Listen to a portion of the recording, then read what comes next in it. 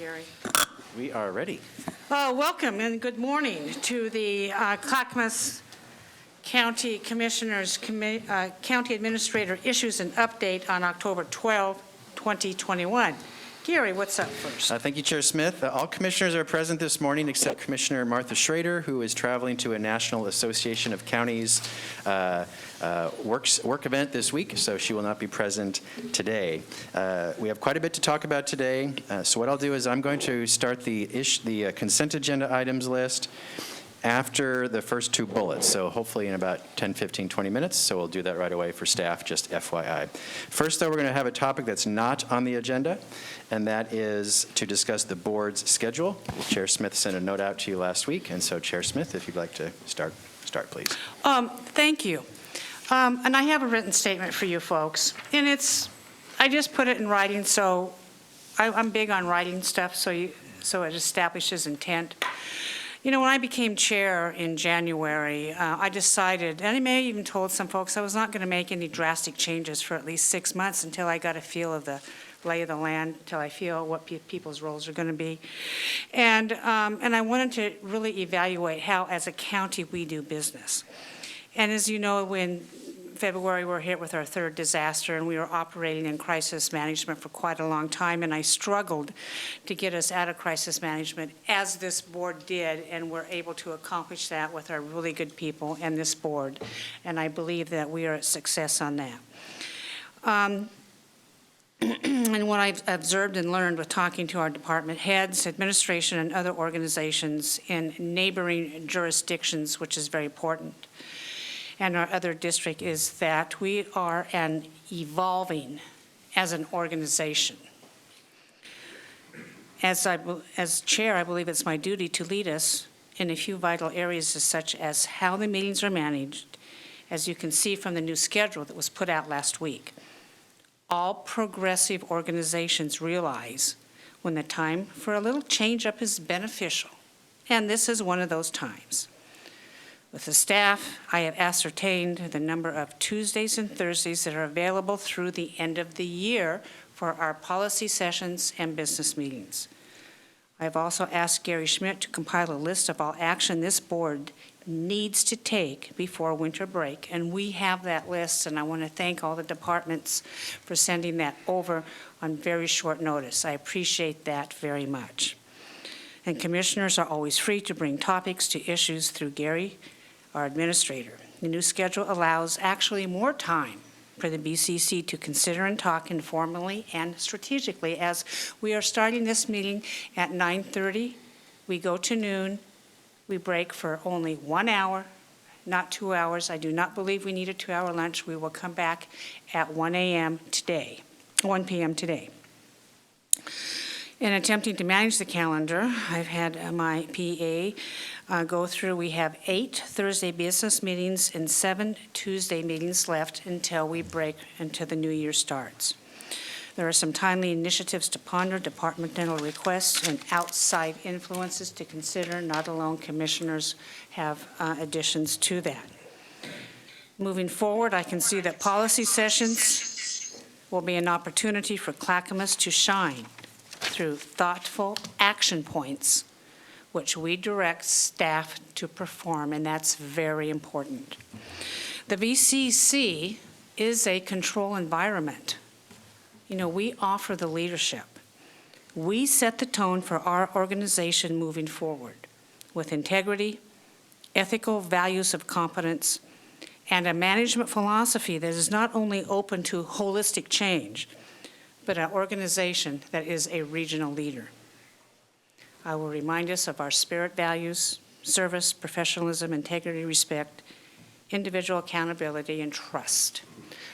I will entertain any comments from commissioners at this time. Gary, this is a fluid approach to how we manage, and you had a good idea coming up, and I really like the idea. Did you present that? Yes, and it wasn't my idea, it was Everett's idea, so I'll give him credit if you like it, and if you don't, you can blame me. But an idea is you could choose to do sessions on Tuesday, Wednesday, and Thursday mornings. Thursday, of course, is your existing business meeting in the mornings, except the second Thursday. Tuesdays have a morning sessions only, and that would be executive sessions and these issue sessions. Wednesdays could be your policy session days or land use hearings, depending on the calendar. Therefore, you'd have Tuesday, Wednesday, Thursday mornings are really your days you do business, with the afternoons being free for you to do your other responsibilities. So that's an idea of something you could do moving forward. I like the idea personally of our policy sessions on Wednesday mornings, because issues come up on Tuesday mornings that we all have questions for. Sometimes commissioners direct staff. It gives staff until the entire day on Wednesday. I personally like performing our policy sessions in the morning because I think we're sharper, we're brighter, and we have more energy to do it. Maybe staff won't like that, but if commissioners have more energy. But I like, that's how I like to do things. And so this is up for consideration. It's probably going to be changing depending on the workload. But this is just what I consider something that we need to consider moving forward. We do have a list from the departments, and Gary will put that out to you, of things that must be done by the end of the year. And then really nice, and there's this huge spreadsheet. God, I love it. But what was really nice, the department heads had the foresight to tell us what's the first quarter of 2022 that needs to be done. And I like that from a management point of view because we are a management organization. We provide a lot of services. We have a lot of employees. We have a lot to deal with. Any questions or comments at this point? We can revisit this later. We have a very busy day, but I just wanted to throw that out to you. Commissioners, you can talk now openly. You can come to me privately, and we can discuss this further. Mark? Yes, so, Chair, you're proposing to move the Tuesday afternoon meeting to Wednesday morning each week? Mm-hmm. Okay. As the workload is available to do that. There may be a time when we don't have a work session that is an action point. And I want the work sessions to be policy sessions, to be times of action that is a direction that we vote on for a policy to be carried out in our county by department or a district. For instance, we're considering one this afternoon at 1 o'clock. That is a water district that's separate that requires our action on. Paul, you're up. Yeah, so I appreciate new ideas. I am not adverse to change. You know, sometimes often I actually in my career have promoted change. So I'm open to ideas. But I do want to try to understand this a little bit better. And let me just give you some background of what my rationale is for the question, and that is that, you know, we've got this, call it a system that we inherited or adopted. We have these regional meetings, we have our own committees, we have all these things, and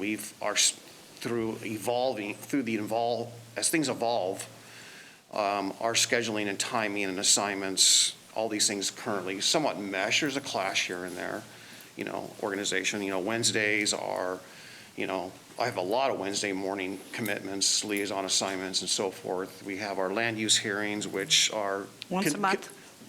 Conveniently timed sometimes, where there's more than one, you know, in a month's time. But we have those as well. So we have a system, you know, and the system, you know, meshes, you know. Things change, you know, the new thing, if we do go back live meetings at JPAC, for example, we have a new challenge because now they're going to go a half hour longer to cover more issues. So it'll make it hard for me to show up at the business meeting, for example. So these things happen. But I'm also a believer of the other one, you know, unless there's a compelling reason, if it ain't broke, don't fix it. But I'm not saying that there's nothing broke, and I'm not saying there's not room for improvement. So the question is, you know, what is the compelling rationale or reason to make changes or look at this? And I can think of one, you know, and I'm just going to put it out there. I think that sometimes some of the things that come before us perhaps aren't really necessary, or they're repetitive, and we waste a lot of time. And I've raised this as an issue before. So I see room for improvement. I see room for efficiencies in that. How we do it, I think, is probably the bigger question. And I think the other thing I want to add that concerns me a little bit after I saw your email about this potential restructuring. And this, I'll study it again. I heard what you said and I read it as you were speaking. I'll try to take it all in. But the other thing is, and yesterday was a great example. I'm going to say suddenly, but we realized that, geez, we need to have the board needs to talk today on an issue for this transportation thing, my liaison assignment. I need your okay to submit a letter with your signature on it and so forth. And we don't want to surprise anyone, but sometimes this thing creeped up yesterday, boom, we have to act. When we know we have a standing Tuesday to do that, and our staff knows that, we know that we plan to say, okay, if we were to do this 3 weeks in advance or 2 weeks, what's the timing to make all this happen? If we take those opportunities away, I think it might compromise our ability to be nimble and to be thoughtful, to plan, to coordinate, and all those things. So I'm a person that wants to consider the why and then really be very strategic in how you implement the how. I would agree with you, Commissioner Savas. There are some issues that have come before us that I don't think the board needs to do. I think maybe that I have inherited a lot of past management, and quite frankly, that's not fair to me as chair. There were decisions made because of the last management that has followed through here, and I seek to streamline this and make us more efficient. I do not plan on taking away any of our opportunities to act, for instance, on the issues that you have cited in your examples. We still are nimble. We can still bring a letter forward whenever we want. And I think that this is going to go well for us in the future if we need to schedule a session. Basically, the only thing that you see different about this is an extended time for us to be here in the morning. Our executive sessions start earlier. We're taking Tuesdays in the afternoon and put them on Wednesday mornings. I don't see a problem with that, really. And anything that the commissioner wants to speak about, you all have the opportunity to do that. I am not stifling any commissioner's ability to try to do what you think that you need to do in your jobs. I'm trying to manage the huge amount, the absolutely overwhelming amount of information that's dropped in my lap on a daily basis. And I asked Gary, seriously, this board needs to consider that? Well, Gary made allowances in the past because, and I agree with Gary, is that he wanted the spending of the county departments to be more transparent. And that is fine. I like that. I like the fact that the consent agenda, if you want to apply for some money and you want to spend the money, you need to come to this board and make sure that's done, because none of us want to be surprised about a spending situation, and none of us want to go back to what our budget used to be several years ago. And that's what, and I support Gary in that. But what that has morphed into is also a lot of other information, and we're just going to have to, nuance it and massage it as it goes forward to determine what the board wants to hear and maybe what we don't want to hear. Now, there are really two fine examples of this already happening, and that's Multnomah County and Washington County. And I had Emily do some research on what they do. Multnomah County has a work session on Tuesday for 2 hours, and they have a business meeting on Thursday for 2 hours. Yes, they're a larger county, but granted, they don't have all the departments, and they don't have their fingers into all the stuff that we do. I recognize that. We will need to do more. Washington County has a business meeting on the first, third, and fourth Wednesdays, approximately 2 hours on Tuesdays, and then they also have a combined work session on Tuesday. They meet once a week on Tuesdays, and they're done. Thank you, ma'am. But their governance structure is a little bit different. I don't like either one of those models that much. But what I'm saying is, because those commissioners are districts, they're elected by their districts that they represent. I don't know what they do behind the scenes. I don't know what their internal workings are. I'm just saying we are giving the public, I feel, more of an opportunity to be engaged in what we do on that. And the changes that we're going to make, you know what? I think you're going to embrace them. I think you're going to like them. From here to the end of the year, because we're taking 2 weeks break, we need to manage the calendar with what the important issues that the departments need to know or departments need to present to us. And it's also telling the departments on notice, don't wait for the last minute to bring all your stuff in. I mean, that spreadsheet was huge. I go, oh my gosh. Department leaders, I was astonished that here it is, the middle of October, and you expect the board to do what? Holy cow, there was a ton of stuff. You've got to be kidding me. We're going to be gone, AOC, when is that, November? Yes. Okay, we're going to be gone a whole week there, and maybe the board wasn't aware of that, or maybe the departments wasn't aware of that, and maybe the departments weren't aware that we're going to be gone the last 2 weeks. And then what happens is, the very last week in December, what we're here, a ton of stuff is dumped on us, and we're not giving it the due diligence and thought that it deserves. So that is another issue with me, too. And I think I see some head nods from our department leaders. You get that. So it's an expectation, not only from this board, it's an expectation from our departments, laying out ahead of time what you want to do with your departments and how that meshes with our goals and what the commissioners want to do. Commissioner Fisher, you're up. Yeah, thank you. I think where I'm concerned is in the email that proposes one afternoon, and I know you're wanting to move that possibly to Wednesdays, but one afternoon for 3 30-minute policy sessions. That really concerns me because we need time to study and deliberate as a body and to receive the same information at the same time to be effective. So, I agree. so cutting us from typically 12 policy sessions, 12 to 15 policy sessions a month to 3 policy sessions a month will not allow us to do the important work that we Can I are. answer that? And you can continue. May I answer that particular point, and then you can continue? Yeah. I'm not cutting anything, and as you will remember, go back to the original email that I sent out. The departments will be submitting us reading materials ahead of time, and that is our education as a board, and that is our homework. Each commissioner will be required, if you haven't already, if you're already doing it, is to read the material ahead of time. The work session, the policy sessions, when we're voting, is not necessarily our opportunity for the education. It is our opportunity for points of clarification in bringing policy forward. So we need to read our materials ahead of time. We need to be cognizant of the issues. I have allowed time in our schedules to do that.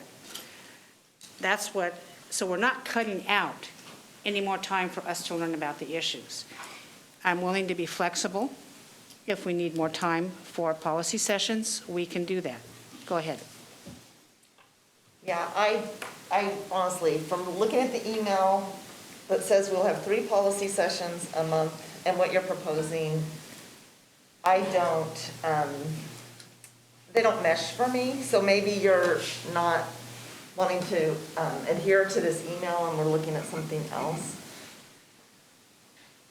I think it's important that we receive the same information as a body, and there are different learning styles. You know, I review materials, but I get the information when it's presented, and I think that's important. You can do that, but commissioners, you're going to have to, with the volume of material coming forward, we're all going to have to read and be prepared ahead of time. There's so much fluff that comes through, and we really need to focus on the BCC decisions. You know, if there are issues, for instance, the issues that we don't like that, well, this department head is doing this, I'm not interested in using our policy sessions as an opportunity to state what we're doing wrong in our departments. You know, there's ample time in our schedules to do that. You go to Gary to handle that. What I'm interested in is decision points, solid policy moving forward that puts, in my letter, as I stated, that really shines a positive light on this county. Gary, do you have any comments about that? Yeah, so Regardless of how frequently you're going to choose to meet, staff, and I've already told them, directors, is that we're going to bring to the board direct policy decision direction that staff needs to do their work. More informational type updates we'll do by email, and if you want more information, then we'll come to you at a policy session. So more streamline the time that you have at policy sessions so that it's decision points that staff needs to move forward on your direction. And we have Tuesday mornings, which ample time. And if we just have discussion between 9:30 and noon on Tuesdays, if that's not enough, we'll take an hour break. We'll come back at 1 o'clock and we'll finish our discussions then. I am certainly open to that. So I think, commissioners, if you want to make further suggestions to me, please call me, talk to me, walk across the hall to my office, or email me. But that's all the time I want to spend on this today because we have a huge schedule. Gary, would you please go ahead with that? Chair, if I may. I didn't see your card, Paul. I thought it was up from last time. Yeah, just one other thing. So one other thing I wanted to mention is that, small detail, but we do a lot of commitments. I have a lot of NACO stuff sometimes, so during the lunch hour makes it very, very difficult. So I'm not suggesting we need 2 hours by any means, but an hour and a half can make a little bit of room to squeeze in a bite between my NACO transportation meetings and so forth, and other obligations we have scheduled during our lunch hour. So, I know people don't know, how much commitment we have, but, that would just have that allowance in there would be to bring that from an hour to an hour and a half would be a little bit better, especially knowing that the afternoon has, like today, for example, has a lot of room in it.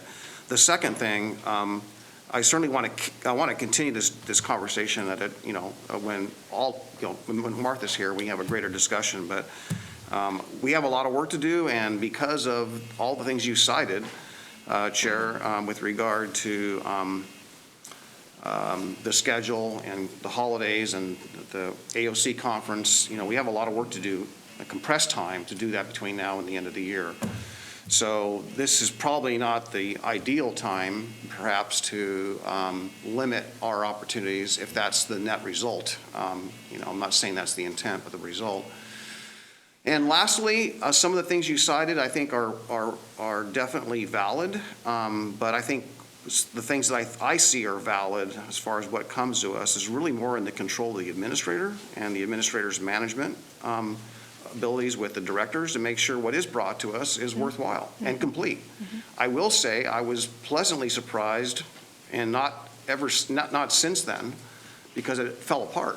When I came here in 2011, in January, the chair at the time had a very rigid schedule and made sure that our work was done, it was concise, the materials were prepared, and there was a lot of emphasis put on making sure that all the questions on the packet, the financials, all the information was there, or it wasn't going to be put on the agenda. I mean, that chair at the time was very efficient and I'll say strict. I'll use the word strict. There's a better word. But since then, it seemed to somewhat diminish and somewhat fall apart. And so we've had a lot more work and a lot less effective. So I'm all for better, effective, and control, and bringing something back that's, that suits us as a board. I'm all ears for, but we do have a lot of work between now and the end of the year to get done. Yep, and we'll get that done, and we're going to adjust the schedule to make sure it's done. 2 points on you on that. In my attempt to make more strict, I often get resistance from my board members on that. So while I may want to go there, my board has to come along with me on certain subjects, but I will remind you, I am the elected chair. People put me in this position, and I will lead. Secondly, we are elected first as county commissioners. We are elected as Clackamas County Commissioners.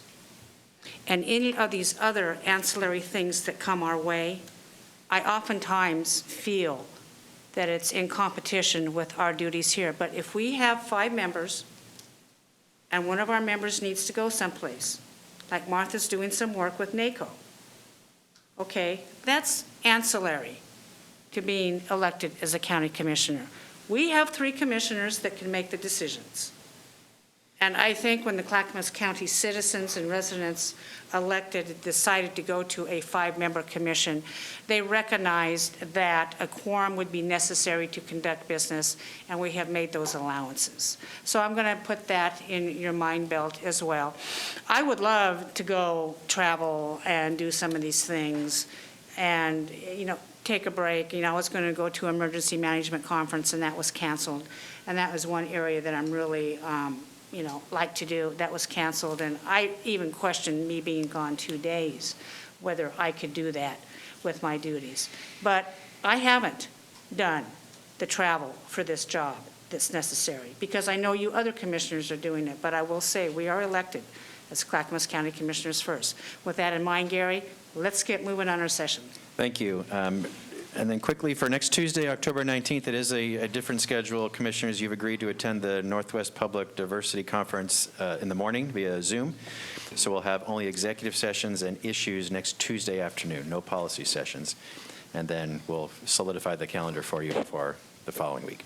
All right, next, Sarah, you're up. We're going to go back to the issues list that was noticed, a Westland property disposition sale. There's a memo in your packet. Sarah Ekman, Interim Director, Business and Community Services. Kathleen Rastetter from County Counsel's Office. Please go ahead.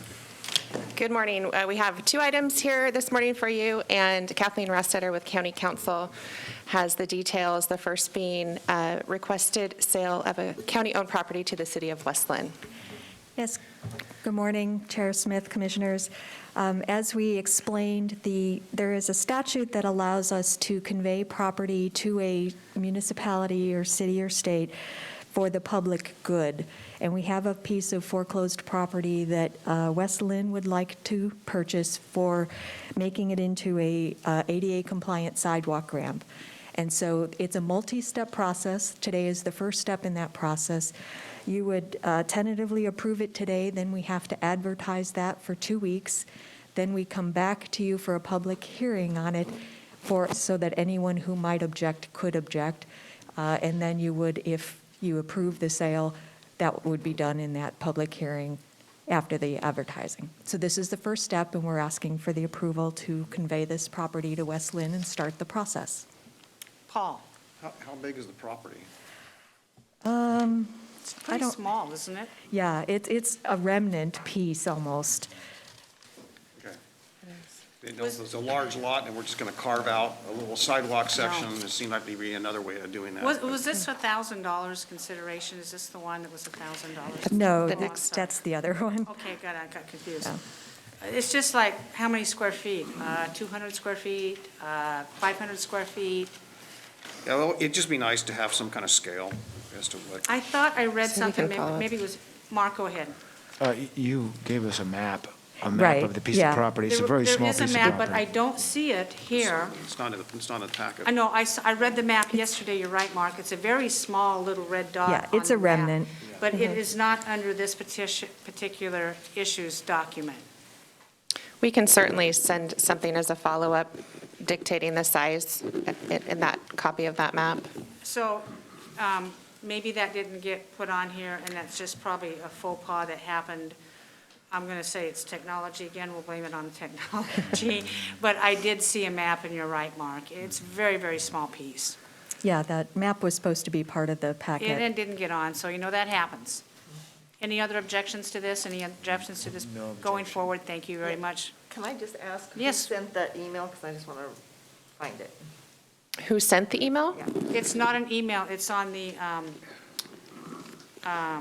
this policy session It's in on the the packet. issues list that I sent, and issues it's list. posted online. It's posted Well, online. it's not posted online. The one-page memo is not posted online? The one-page memo, but not a map.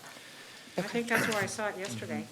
I'm sorry, did you send me a map on this? I will have to go back and check. I know we have it yeah. It was, I thought it was part of the packet. I believe There's a we- map on the second item. I did I not know get a there's- map on the first item. Yeah, I Or know if I made a there's- mistake, I'm sorry. Well, and it could be on we'll certainly check and follow up and send you So a copy of commissioners, that. do you need to see the map before you make the decision? I'm okay moving Okay. forward. We will send you the map, we'll post it online, but it sounds like you're okay to move forward with this. Okay. We'll move forward. Thank you, team. Next item with the same team here, sale of county surplus property strip. Please go ahead. Again, this was a strip a piece of foreclosed property. When that happens, we offer it to the adjacent landowners at the time. Back in 2019, the adjacent landowners were not interested in the strip. We've just kept it, and the landowner came back to us and said that they were interested in the strip now. And this is the one that A&T estimated the cost at about $1,000. It's minimal, so we're asking for permission to sell that strip of land to the adjacent landowner. You have a question, Mark? No. Any objections or questions regarding this? Seeing none, thank you very much. Thank you. Thank So you. what is the next, what is the formal approval of this? Is it a business meeting consent agenda? Yes. and Both of these? No, for the first one, we have to advertise it for 2 weeks. As I said, that's a statutory process, and then we'll hold a hearing, so it would be at a business meeting. But this one, we can do as a consent agenda item, transferring the And then property. bring back the other one for a hearing on our business meeting when you're ready. Yes, Thank thank you you. very much, Kathleen. Thank you. Very good, thank you. Chair, with your permission, I'd like to do the consent agenda next because it's long and I'd like to Yep. get it done, and there's staff here burning time, so let's You get betcha. going. Housing Authority, Clackamas County, you're first. Rod Cook, come forward. Item 1, approval to execute a construction contract between the Housing Authority of Clackamas County and A1 Quality Construction for scattered site roof project, not to exceed $163,120. No county general funds involved. Go ahead, Rod. So, hey, Gary, Yeah. I hate to be a stickler, Yeah. but there's no links on the whole consent Okay. agenda online. All right. They were there yesterday. I'm The sorry, packet's at the bottom. can we just pause for a moment Yep. to help? Mary, go ahead. Yes, the packet, the links were there yesterday. They're gone now, but if you go down to the bottom where the packet is, that's still there. Let's just, we can wait until it comes up.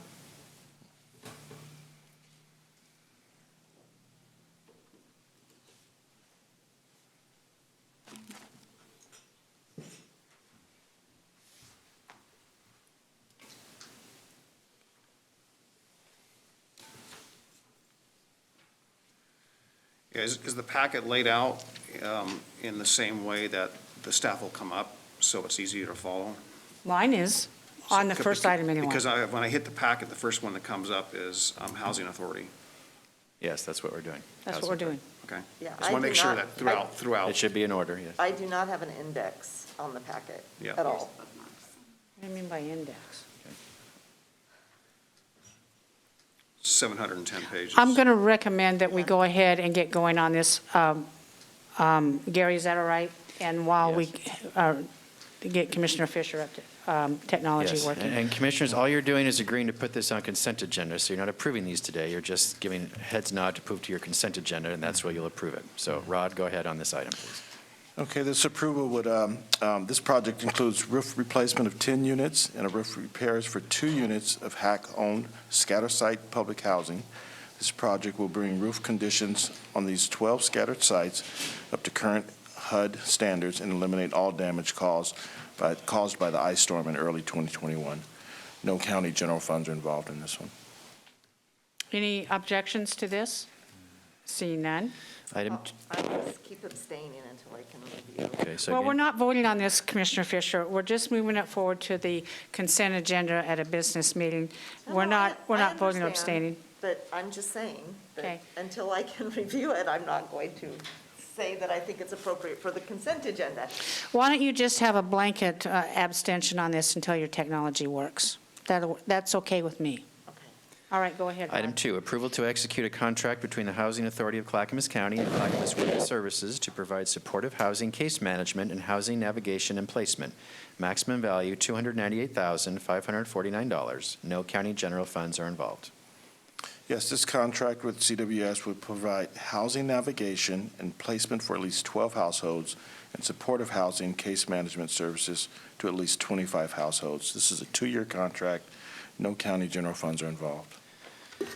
So Rod, is this part of the procurement process the county did recently, the second procurement process to spend this first batch of supportive housing funds? Yes, it is. Okay, as are the next 2 items, Yes. correct? Okay. Oh, To okay. be totally upfront, Commissioners, this is what you're So is this for approving. this Thursday or next Thursday? I'm going to ask that all of these go to this Thursday because we're already delayed. Okay, so I just assumed that that the email or the message I got is that, that they were going to bring, staff were going to bring a package of things to us at next Thursday's business meeting. So that's why I asked the question. If this is that, then, you know, please, so these are SHS dollars? Yes. Okay. Yes. So these will be loaned dollars, not really SHS disbursement dollars, because there's not enough disbursement dollars to spread out. That's correct. You mean Right. advance from Metro? Right, so these are the, we're using borrowed dollars. Just want to make that clear.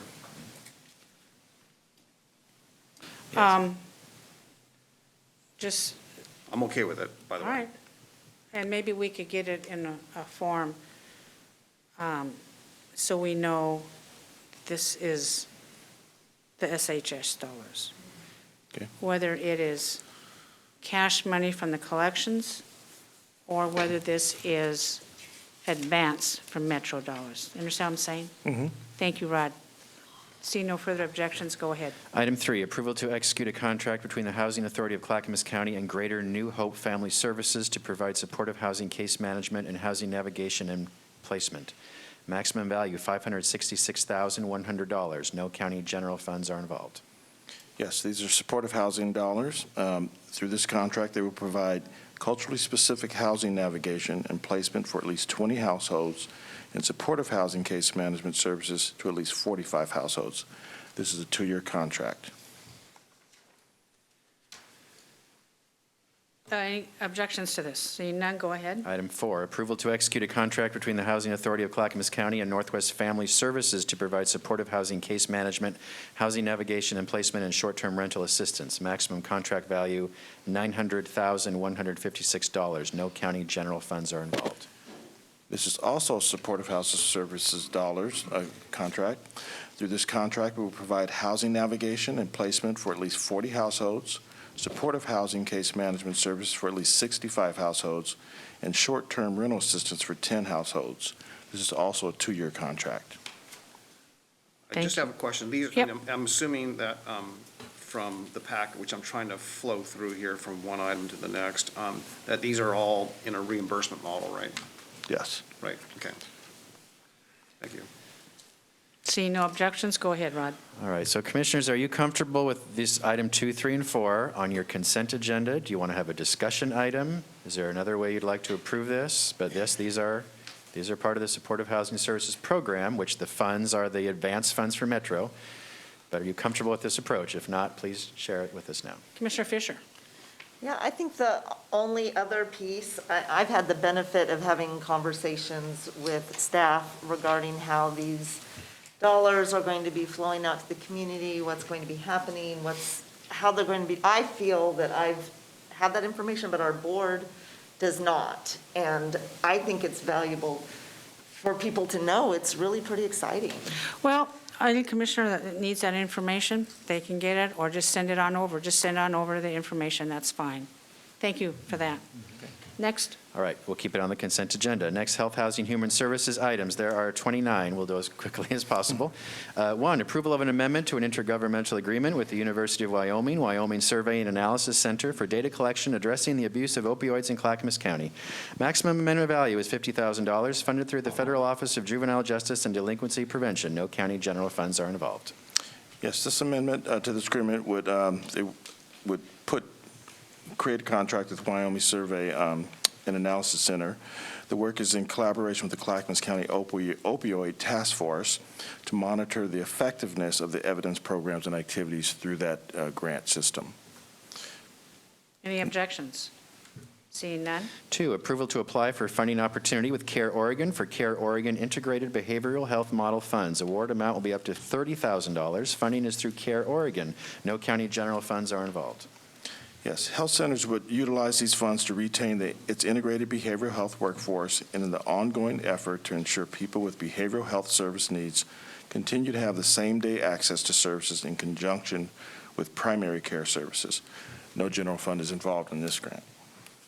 Any objections? Seeing none? 3, approval of an intergovernmental agreement with Gladstone School District to provide evidence-based parenting education classes. Maximum agreement value is $23,200, funded through the Oregon Community Foundation. No county general funds are involved.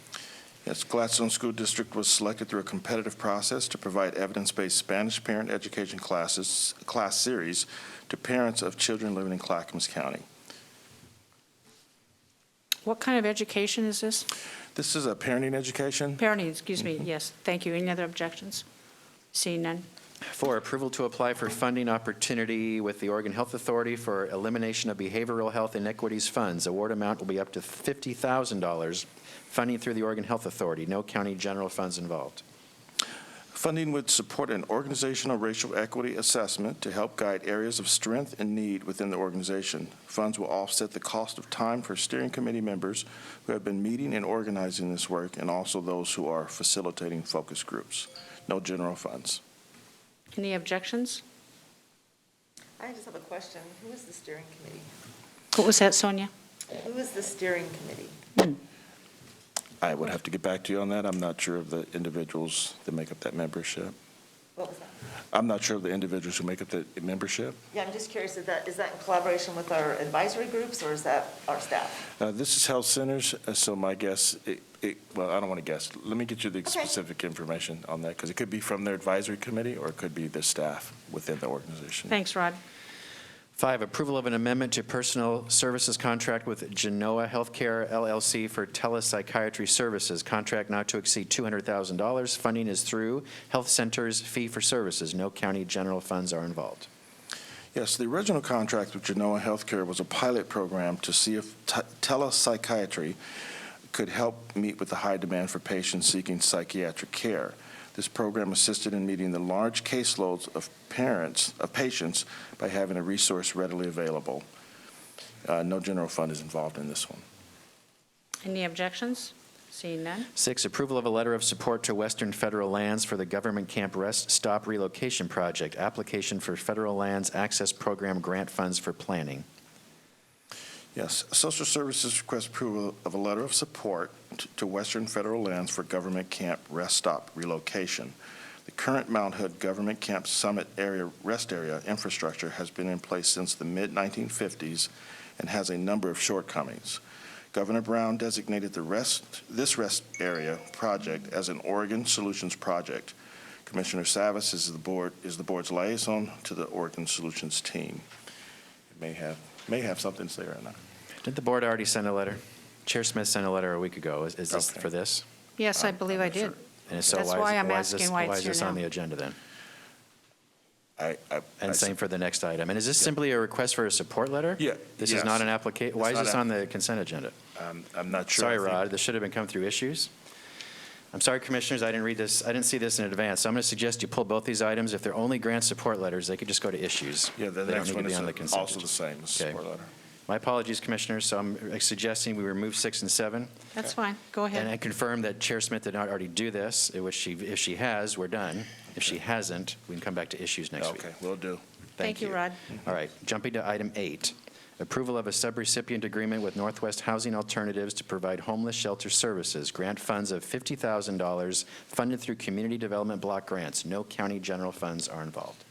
Agreement funds emergency shelter services via the Annie Ross House in Milwaukee for households experiencing homelessness. It is expected that the funding will assist approximately 60 homeless families with shelter services during the program year. No county general funds. Any objections? So I have a question. Go ahead. There were some real concerns about some providers not having the resources that they needed to plan early in the beginning of this fiscal year. Does this meet their anticipated need that they were requesting? This doesn't look like these are planning dollars. This looks like these are going to actually provide resources to house. Right, but does it meet, is there an unmet need, is what I'm asking? Or Yeah. does this satisfy the concerns they raised in the beginning of the fiscal year? I can't answer that question. I don't know if that has a direct link to that issue, but I can If you could let me check know, into that it. would be great. Yes. Thank you. Well, I have a question a different way. Is this I guess not. I was going to ask if this was a RFP grant kind of a It doesn't appear that it is, from what I can read, but I'm not sure of the process that was put here, but I know county council did review it and approve it, so that means that we must have followed appropriate protocol. yeah. And this is a great program, and the funding source is a great resource for It that. is. It would be really, I think, I've been suggesting this, I'm going to make a plug because, but I've been suggesting that we somehow, somewhat soon and continuously is promote what we are doing for housing services that is not associated with the supportive housing services dollars. We're doing a lot. We are, you know, Paul. and that ought to be identified as things that we're doing. I don't want people to just think that the only work that we're doing and the only dollars we're spending are through these SHS dollars. We're doing considerably more than I would that. like, I was thinking the same thing you. I want a list to be provided to the board of all the sheltering and all the housing, and because we have a lot of money coming in. The community block grant is an excellent way to do this, and we really need to start, and we need to provide this information to, and take your time to make the list comprehensive. We need to provide this to our neighboring mayors in our cities and the nonprofits as well. Yeah, the housing, the supportive housing, the All mental the health, nonprofits. all of that stuff that we have been doing, we are still doing, and now we are going to be able to do more with this new revenue stream that will be hopefully arriving next year sometime. Yep. Oh, go ahead. We appreciate the opportunity. All right, number 9, approval of an intergovernmental agreement with the Oregon Trail School District for facility use. Contract not to exceed $18,000 for 1 year. Funding is through fee-for-service revenue. No county general funds are involved. Yes, on this one, Health Centers is leasing office space to provide evening behavioral health services for students located in and around Sandy at the Sandy School-Based Health Center. No general funds are involved in this one. Any objections? Seeing none? So question, is this unique to Sandy, or are these provided throughout the health centers in the county? We're in multiple schools, but I believe this is where they're doing a specific service, probably after hours, not for the student, but for others. And how was Sandy selected as the recipient? I'm of sure- this type of service? I think, well, we're building a center out there right now, so it's probably a spacing issue in terms of we wanted to be in Sandy while the build was happening. We didn't want to wait for that. So I'm sure it was just a direct need in Sandy, so that's where we located. Yeah, I'm just curious about the process of how we select certain resources going to certain areas of the county. Yeah. So I would love information about that. Okay. All right, number 10, approval of an intergovernmental agreement with Oregon Health and Sciences University, acting by and through the Oregon Health Authority of Oregon, for operation as a local public health authority for Clackamas County. Contract not to exceed $50,000. Funding is provided by the state of Oregon. No county general funds are involved. Yes, funding through this agreement allows public health to provide COVID-19 testing services to Clackamas County vulnerable populations in congregate settings such as long-term care facilities.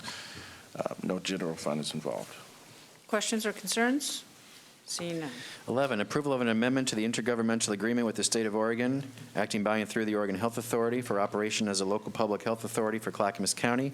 Contract not to exceed $3,612,838. Funding is provided by the State of Oregon. No county general funds are involved.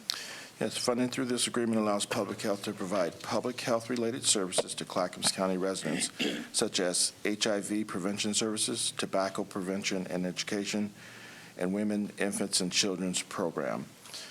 No general funds are involved in this contract. Any concerns about this? Seeing, yeah, Question, Mark. is that a 2-year contract? This one goes to June 30, 2022. Yes. Go ahead. Okay, 12, approval of a contract with the Mental Health and Addiction Association of Oregon for overdose recovery services. Maximum contract value not to exceed $295,901. Funding through the State of Oregon. Community Mental Health Program funds. No county general funds are involved. Yes, the Mental Health and Addiction Association of Oregon for the provision of peer-delivered services for adults who have recently survived an overdose that required a response by emergency medical services or are being referred by treatment providers in Clackamas County. No county general funds are involved in this one. Objections or questions? Seeing none. 13, approval of a contract with Nami Clackamas for adult peer-delivered services, community education, contract maximum value not to exceed $200,828, funding through the state of Oregon, Oregon Health Plan funds. No county general funds are involved. Yes, and through this contract, Nami Clackamas will provide mental health education and support to family members, caregivers, and individuals in Clackamas County seeking services for themselves and/or their loved ones. Great. Love this. Thank you. Any objections? Go ahead. 14, approval of a contract with the Living Room for after-school drop-in for LGBTQI+ youth and young adults. Maximum contract value not to exceed $414,386. Funding through the state of Oregon, Oregon Health Plan funds. No county general funds are involved. Yes, and this one, the Living Room will provide after-school drop-in and other support services for youth and young adults between the ages of 14 and 20 years who identify as lesbian, gay, bisexual, transgender, queer, or intersex. No general funds are involved in this contract, and yes, that's it. Any objections or questions? Seeing none. 15, approval of a contract with the Mental Health and Addiction Association of Oregon for older adult peer-delivered services. Maximum contract value not to exceed $295,901. Funding through the state of Oregon, Community Mental Health Program funds. No county general funds are involved. Yes, the Mental Health and Addiction Association of Oregon will provide peer-delivered services for individuals in Clackamas County over 65 years of age with an addiction or history of substance use, at risk of substance use, and/or addiction and co-occurring mental health issues. No county general funds are involved in this contract. Okay. Any questions or objections? Seeing none. 16, approval of an amendment to the Intergovernmental Agreement with the State of Oregon, acting by and through the Oregon Health Authority for operation as a local public health authority for Clackamas County. Contract not to exceed $3,625,422. Funding is provided by the State of Oregon. No county general funds are involved. Yes, this revenue agreement adds $12,584 for overdose prevention work in the county. No For county general addictions. funds. Okay, good. Any objections to this? Seeing none.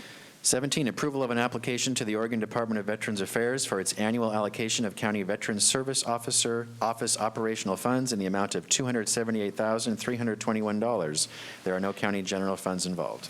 Yeah, and I want to do a clarification on that one. This is not an ask for general fund. However, general fund contribution is listed in the application. So where we say there's no general funds involved, I just want to be really transparent about how that works. We're not asking for general fund, but we told them that you are invested in this effort as well. And what they do is the County Veterans Services Office provides services to veterans and their families. The expected result of this award over time is that more Clackamas County veterans will obtain service connected to disability, needs-based pension, Veterans Affairs, health care, and other benefits earned through the military service. And this goes to June 30, 2022. Yeah, just curious, Rod, just a great program. How many VSOs we currently have on staff? I'm going to have to get back to you. I believe it's 3. I want to say 3, but let me check on that. I want to get you exactly the right number. I think you're right on that, Rod. Thank you. Thank you. Any other objections? Seeing none. 18, approval of a contract with Folk Time for Mobile Crisis Team Services. Contract maximum value not to exceed $518,949. Funding through the state of Oregon CMHP funds. No county general funds are involved.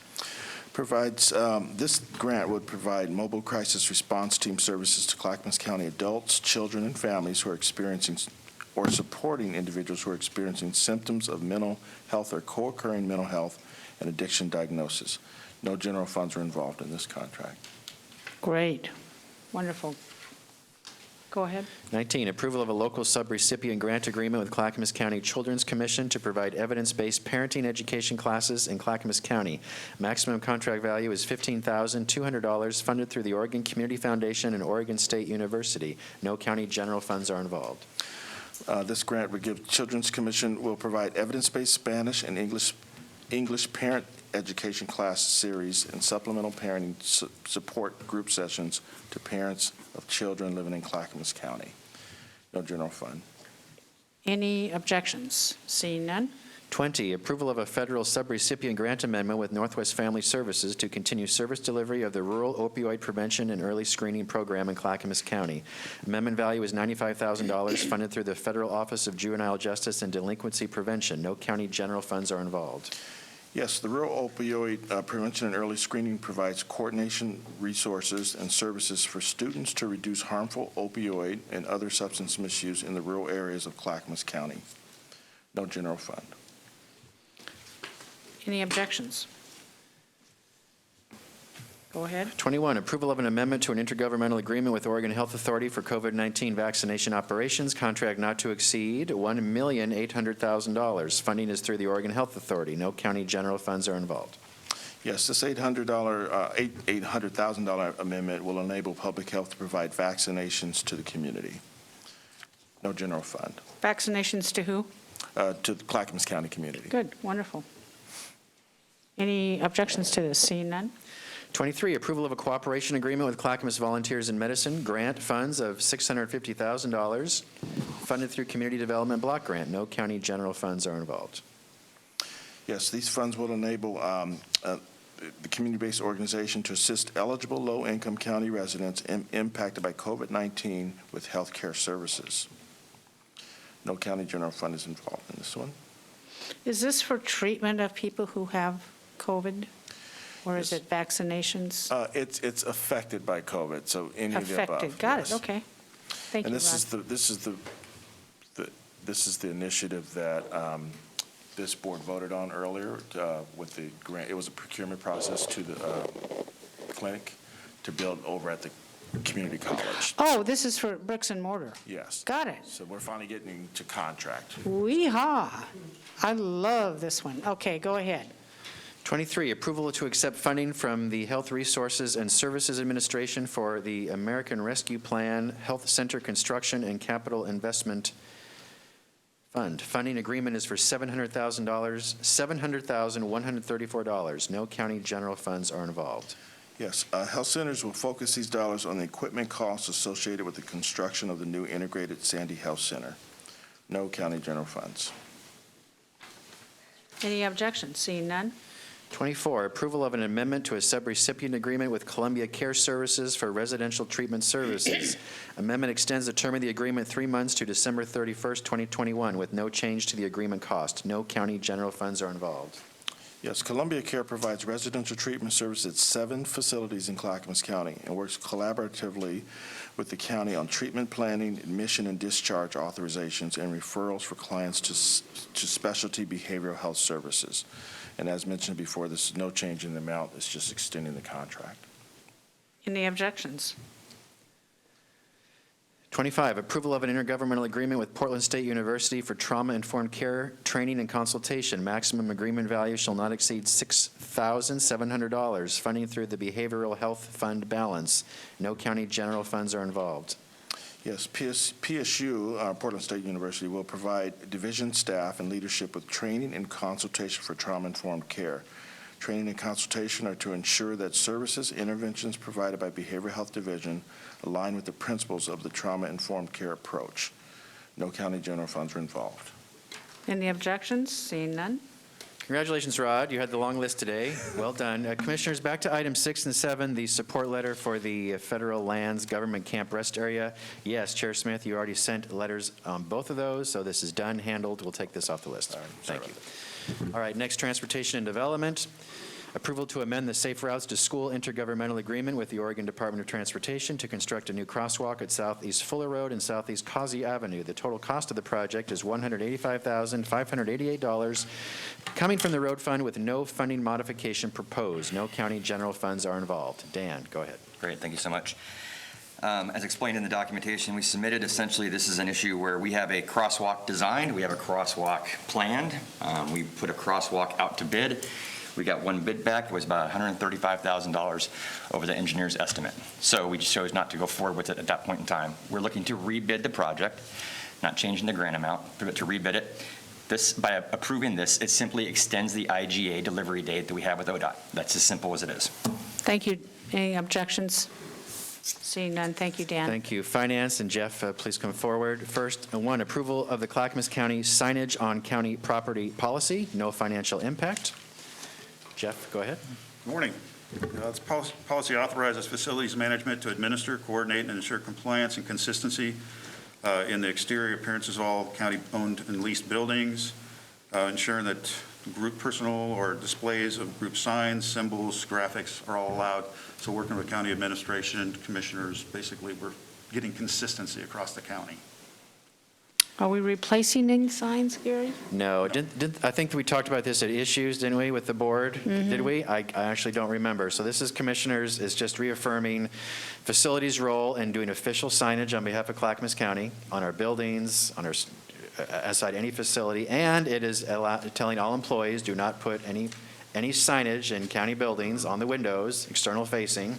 Remember, we talked about this earlier? Yes, we There were did. some concerns. Yep, I agree. Yeah. And does that go for flags, too? Does not address flags. Okay, thank you very much. Any objections, questions? Nope. All right, number 2, approval of the Clackamas County Identification and Access Badge Issuance Policy, no financial impact. Jeff, go ahead. Previously, Human Resources had EPP 54 years ago, and we've not had a policy in place since effectively 2005. So this basically codifies the current processes that we're using with identification badges. Facilities is in charge of the badge process. We have subgroups that work with the courthouse, CCOM, the sheriff's office, basically for the manufacturer issuance of those badges, and then it talks about employees, contractors, visitors wearing badges in county buildings and programming of access badges. Any questions or objections about this? Seeing none? And the only reason you're approving these is because it impacts you as well, elected officials. Otherwise, I would do it under my authority, but it's beyond that. So that's why it's coming to you, commissioners. Okay, thanks, Jeff. Next, County Administration. Nancy, approval of a funding agreement between Clackamas County and the Regional Arts and Culture Council. Total agreement value is $62,050. These are general funds. They were approved by the Board of County Commissioners during the budget process, and it's in the current budget for this fiscal year. All right, Go thank ahead, you, Nancy. Gary. So yeah, as Gary said, this was approved in our FY 21-22 budget. It is for RAC, which is the Regional Arts and Cultural Council, to do arts and education for children in Clackamas County through June of 22. Yes, through June 30th of 22. Any objections or questions? Seeing none, thank you. Thanks, Nancy. Business and Community Services. Sarah, approval of a contract with Baker Taylor for library material ad processing services for the Oak Lodge and Gladstone libraries. Total contract value is $795,000. Funded through Business and Community Services. No county general funds are involved. But what is your funding source, Sarah? This is funded through the Oak Lodge and Gladstone Library District distributions that are collected and then budgeted for in the budgets for the respective libraries. Thank you. Yes, thank you, Gary. This is a $795,000 contract with Baker Taylor to provide audio and visual and print materials to our libraries. It goes over the next 3 years. It also helps us facilitate the implementation of a combined operational model, which was contemplated with some past agreements, and increases efficiencies, allowing for integration into our integrated library system used by both libraries as well as our library support services. Any objections or questions? Seeing none. Thank you, Sarah. Next, Clackamas County Sheriff's Office. First item, approval of an intergovernmental agreement with the Oregon Department of Transportation for the Motor Carrier Safety Assistance Program. Total project cost is $25,000, including a 14.99% matching fund requirement. The Clackamas County Sheriff's Office will be reimbursed a maximum of $21,252.50, funded through a federal pass-through by the Oregon Department of Transportation. No county general funds are involved. Nancy, welcome, and I'm sorry I don't know the deputy's name. If you'd introduce yourself. Sergeant Griffith. Sergeant, thank you. Go ahead, please. Good morning, thank you. For the record, I'm Nancy Artman, Sheriff's Finance Manager. Sergeant Griffith is the traffic commander, so he's in charge of the program. We also have Deputy Brian Morris in the room with us. This grant, which is commonly known as the MIXAP grant, is for inspection of commercial trucks. The Clackamas County Sheriff's Office has received this funding for more than a decade. We are requesting approval to have this placed on the consent agenda. Any questions or objections to this? Seeing none. Okay. Item 2, approval of an intergovernmental agreement with the Oregon Department of Transportation for traffic patrol and law enforcement for work zones, funded through the Oregon Department of Transportation, not to exceed a total of $400,000. No county general funds are involved. Thank you. This grant is for the period of August 31, 2026. It is also with Oregon Department of Transportation. The amount is as such because it's a multi-year grant. In the past, we have not had the ability to accept these funds. Because of COVID, we weren't out doing as much of this particular grant, but we're happy to be able to have the staffing and the safety measures in place to accept this award, and we request that you please place this on your consent agenda. This week? Yes, please. Any objections or questions? Seeing All none. right, thank you, Nancy and Sergeant. All right, next, Water Thank you. Environment Services. Approval of a contract between Water Environment Services and Jacobs Engineering for owner representation services of the Tri-City Outfall Project. There are no county general funds involved, and I don't know what the cost is, and I don't see anyone from West present. All right, so we'll hold this item. Next, the Juvenile Department, and Ed will be presenting for this. First, approval of a grant agreement with the State of Oregon, acting by and through its Department of Education on behalf of the Youth Development Division to provide funding for juvenile crime prevention services. The maximum grant value is $475,248 for the 2021-2023 biennium. Funding is through the State of Oregon. No county general funds are involved. Go ahead, Ed. Hello, my name's Ed Jones. I'm with the Juvenile Department. I'm the Administrative Services Manager. And this is our ongoing funding from the Oregon Department of Education Youth Development Division. It's a biennial funding. We utilize it for our countywide diversion program, which operates in 11 cities. Any objections or questions for the presenter? Seeing none. All right, item 2, approval of an intergovernmental agreement with the State of Oregon, acting by and through its Oregon Youth Authority to provide funding for juvenile crime prevention basic services and diversion services. The maximum contract value is $2,032,788. Basic of $1,099,560, and diversion $933,228. For the 2021-2023 biennium, funding is through the State of Oregon. No county general funds are involved. This, again, is our biennial funding from the Oregon Youth Authority for juvenile crime prevention funding. This funding is partially used for our detention beds, and it 100% goes for our detention beds. Okay.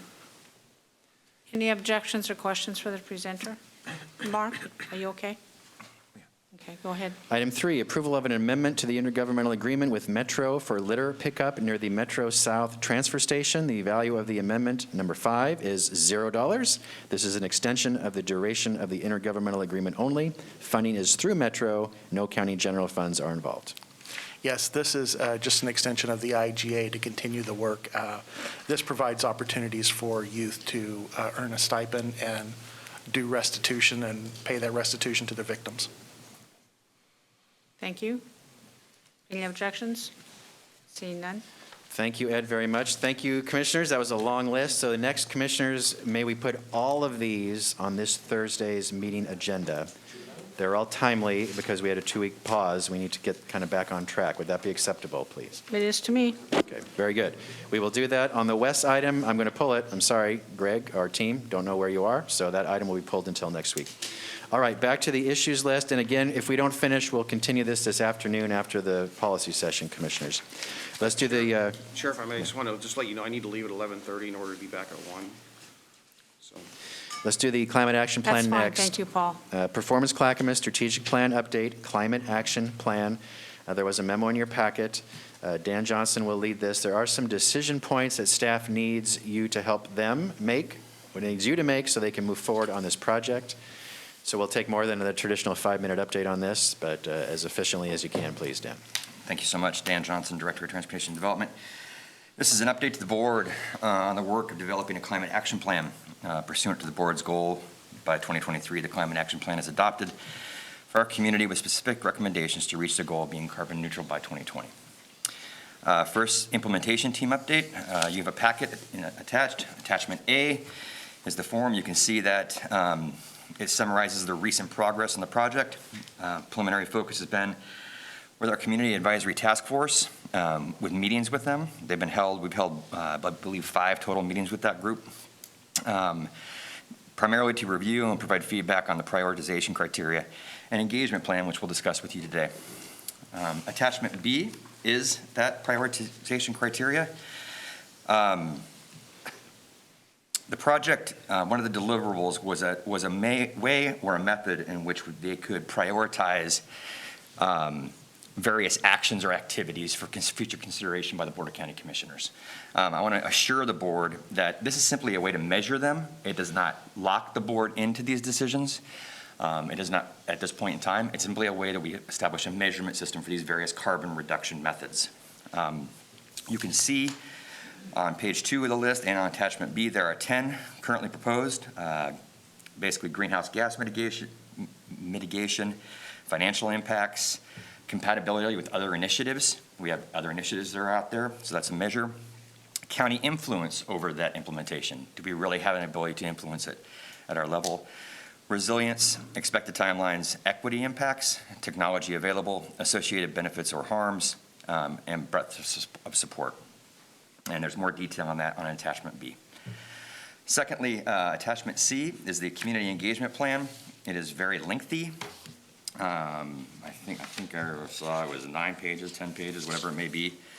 Essentially, we're doing a very robust community engagement as it relates to the climate action plan work under consideration, under development. You will see in one of the things that we have prioritized that we have a balanced discussion amongst all the entities throughout the community. We have had a firm dialogue with our staff and with our consultant that we do not need simply folks that are highly energized by this topic to be involved. We need all to hear from all that are involved in this discussion and that may have opposing opinions and may have opposing decisions. We need to bring that forward to the board for consideration. You will see that throughout this document, there are topics and or statements like actively seeking public improvement from a broad and diverse group. You'll see that there are discussions around the fact that there are differing opinions on this topic, and it's important to get and engage in a discussion around and with those folks regarding this topic. And to embrace differences, to be frank. You'll see within the document itself, it acknowledges the fact that there may be differing opinions that come forward, and we'd like to embrace those and incorporate those for the board's discussion and consideration.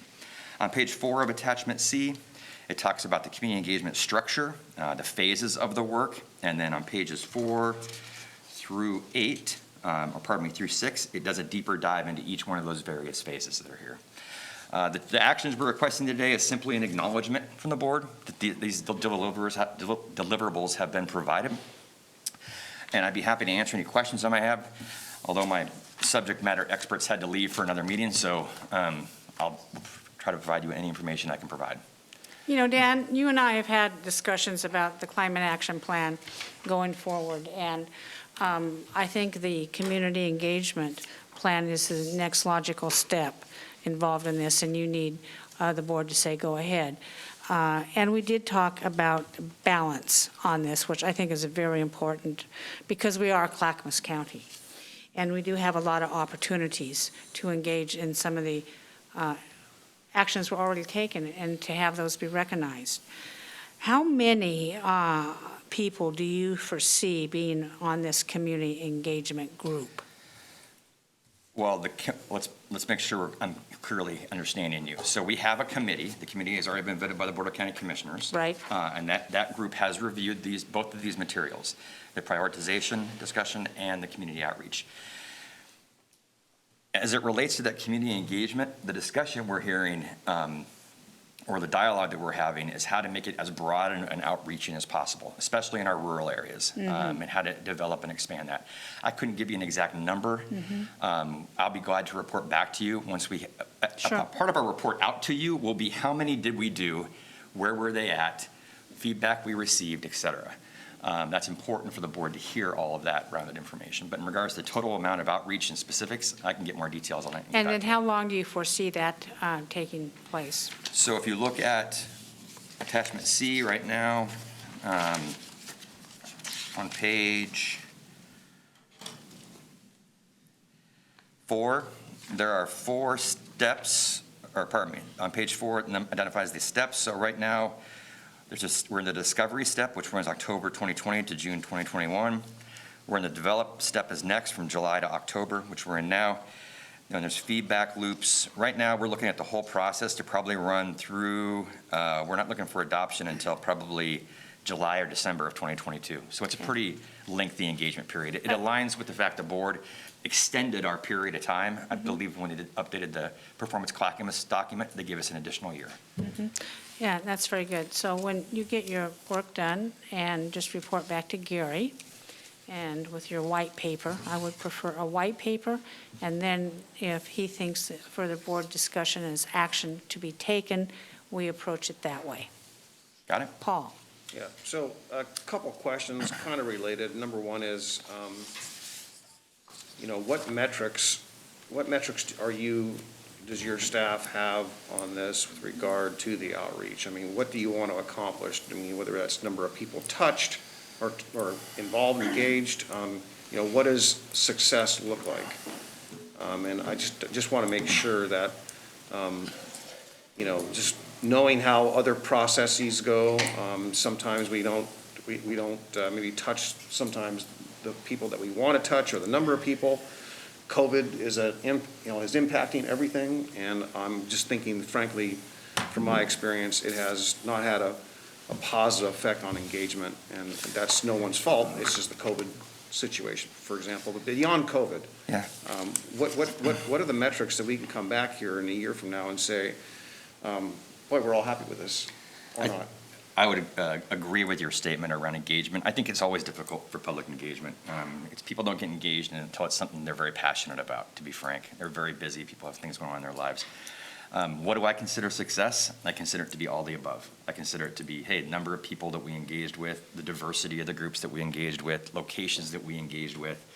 How are we able to come back to you and say that we did our level best to engage anyone and anywhere who wanted to talk about this topic and hear them clearly and loudly and be able to provide that information back to you. One of the specifics in this discussion around public engagement is there's one thing to engage the public and have a dialogue. And that's not talking at them, that's talking with them. And then secondly is a discussion on how we bring that information back to you to share that with you so you are understanding what the community is saying regarding this particular topic. So I think it's a combination of all of that. So just so that my colleagues are aware, Dan, you and I have known each other a long time. We've worked together on a lot of projects. I appreciate our relationship. And one thing I have tried to convey is that if there is a product at the end, right, you do all this work, let's say it's a year or 2-year program, you do all this, and then the project comes in the last month or two, okay, that's always problematic, right? It seems like the product should come at some point in time where there is still substantial public involvement to people to see the product, right, and converse about the product in a community kind of format. It's always, it's kind of problematic sometimes when all of that work is done and then the product shows up at the very end and there's very little, or literally time left on something that maybe was 3 years and people have like a month left to actually absorb it. And then that's just inadequate. I just don't want to see that happen again. And I'm not saying it happened here on this, but there's examples where that very thing has occurred. We never want to get the cart in front of the horse, meaning the project out in front of our elected officials. And so I think as you look through this discussion around this engagement, there is a dialogue around feedback loops, there's a dialogue around refinement, things of that nature. We will be providing updates to the Board of County Commissioners about this topic. We are actually already talking internally about how we do that in a written format to provide as much and as broad and a breadth of information we can, and then open ourselves up and avail ourselves to you should you have any questions, comments, or concerns. That is something that needs to happen during the duration of this project.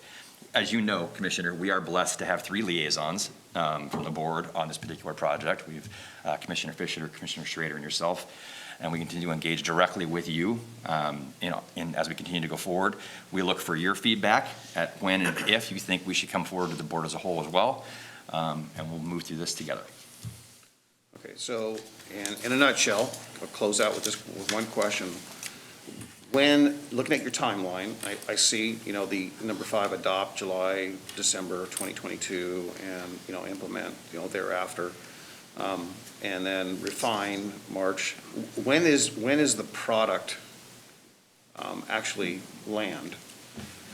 Is it in the spring, the first of the year? When is the product for people's review that we will be adopting? Well, I think as with the discussion we had today, you have products that are being developed as a whole,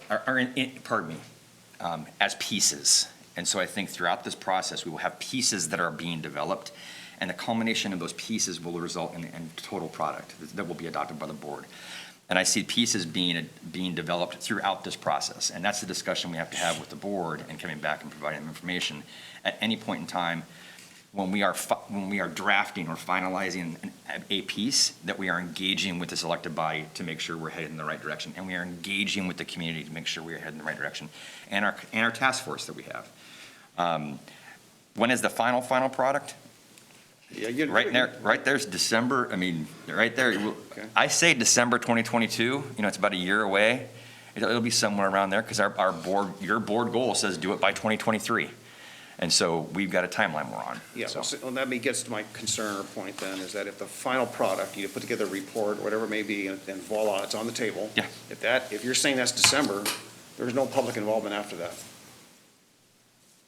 By your timeline. I'm just looking at your timeline. Well, no, but what I'm saying is if you look at the timeline again, there's development of product throughout that process. So you look at, like, for example, step 3 feedback. We're getting feedback in regards to community strategies and climate action strategies. So there's product being developed as a part of that. It's incorporating the public feedback. You'll move on, there's refinement. So it's like, okay, how do we integrate that public feedback into these documents? That would be a good time for us to come and update you about, or share in a written format. Hey, here's what we're seeing. Here are common themes that we are seeing. Do you have concerns, comments, or questions? And then from that, go back out to the board, kind of go back out during that refinement process and continue to engage with that public as a whole. Okay. Yeah, I was just thinking that maybe another way of looking at it is if there's a puzzle and people can't see the whole picture and they're getting pieces of it in segments, no one's going to know what the picture is until all the pieces are in place. Correct. So what I'm saying is, when are all the pieces in place, and how much involvement is there thereafter, so people can see the whole picture? Well, let me reverse the question. How about you're telling us that you want to ensure that we have a continual discussion with the public prior to the adoption or presentation of any formal complete product? No matter what the process is, or the issue, or the topic, or the project, or whatever it may be, I think that having that feedback and involvement when it's all finalized is incredibly important, and it doesn't come as a surprise. And if there's not any public involvement plan, once it's all put together, and whether it's a report or whatever it may be, that's where we have challenges and problems. I don't want to see us repeat that. No, agreed. Let me get back to you on that, and I'll affirm that and send that information out to the board as a whole. Okay, thank you. Yeah. Sonia Fisher. Yeah, I'm looking at this, and it looks like from July to December of 2022, it's the adoption time.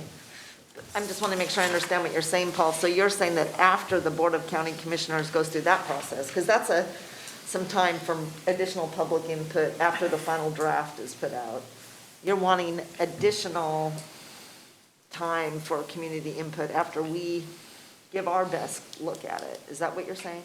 Well, maybe I'll just use a completely different example. And so the final report for the Park Avenue thing came out, and I believe, was it October, late September, October, or somewhere, and there was like about a month and a half of a 3-year process that was condensed, and there wasn't a whole lot of time. And same thing with phase 1. Phase 1, here's the product, here's where we're going, and not a lot of involvement thereafter. So I just don't want to get in that same place. So when it's all done and there's a report and people see the impacts, there's got to be adequate time, and a month and a half is not much time. So 6 months? But there's 6 months there. Yeah, so that's what I'm asking. It seems to me like that's a good amount of time, but I'm wondering if what you're saying is that after we No, it's not about lens it's on not it, about we the have we. another opportunity. Yeah, it's not about the we. It's when the final product is done that we The see, final that draft. we ultimately see, that we know what the public thinks about it, because they saw it. So by the time it gets to us, we know what the feedback is. It seems like it's built in here. with these 6 months? Well, that's why I asked the question Yeah. to Dan, and Dan said it was actually December, so that's what gave me pause. So two things. I mean, yeah, the intent is to ensure we don't have something that drops in your lap for a decision that hasn't been well vetted through the public. Exactly. And so that message has been heard loud and clear. I will tell you, to be frank, I'm guessing the schedule may slip a little bit. Yes. It's going to slip a little bit for a variety of reasons. One is that we have to do a contract amendment because of the time, you changed the deliverable date on the time, so we have to do some stuff there. We also are looking to expand the contract to focus on expanded public engagement, mostly to our rural area, and so we're doing some contract amendments there. It's mostly just getting going. We just need to get going, need to start the work. We commit to you that we will come back and have a deeper discussion. We commit to you that we will not have something drop in your lap that hasn't been discussed at the public level as a whole. What that period of time is, I'm not sure right now, but we'll do a deeper dive on that and think about it and get back to you. Co, it's my assumption that on the community outreach, you'll be going out to, for instance, our CPOs and hamlets, any other organization, for instance, maybe our Rotary or our local chambers, to make a presentation that this is coming. I would think those types of meetings would be valuable. Maybe a community meeting at a high school. So I'm assuming that you will go out and do that and gather as much information as you can. I, like Paul, do not want to be at a decision point on approving something that hasn't been thoroughly vetted and agreed upon. And I think you understand that. Clearly. Yes. Yeah. Board action requested from the board is acknowledgement of this and for them to proceed with the instructions that we gave them today. And 2 attachments are included: performance Clackamas implementation team update form, proposed climate action plan prioritization criteria, and the community engagement plan. And you just want acknowledgement to go forward on that. I see no objection to the board. Do we have any other comments on that? I think we should have DDT proceed. Okay. Yeah, great work. Thank you all so much. Well, it's great work for folks that aren't here. I'm going to call out for Evan Polk and his group, Cheryl Bell, et cetera, and Yeah. our liaisons who've been working this. Dan, I want to thank you for being very fluid and flexible in this. You bet. You bet. I'm not sure I'm too fluid or flexible, but. Thank you, Dan. Next, commissioners, on your county budget committee, you have a vacancy. As you know, Sean Caldwell, one of the public members, is moving out of the county, and so has resigned her seat at the end of this month, October.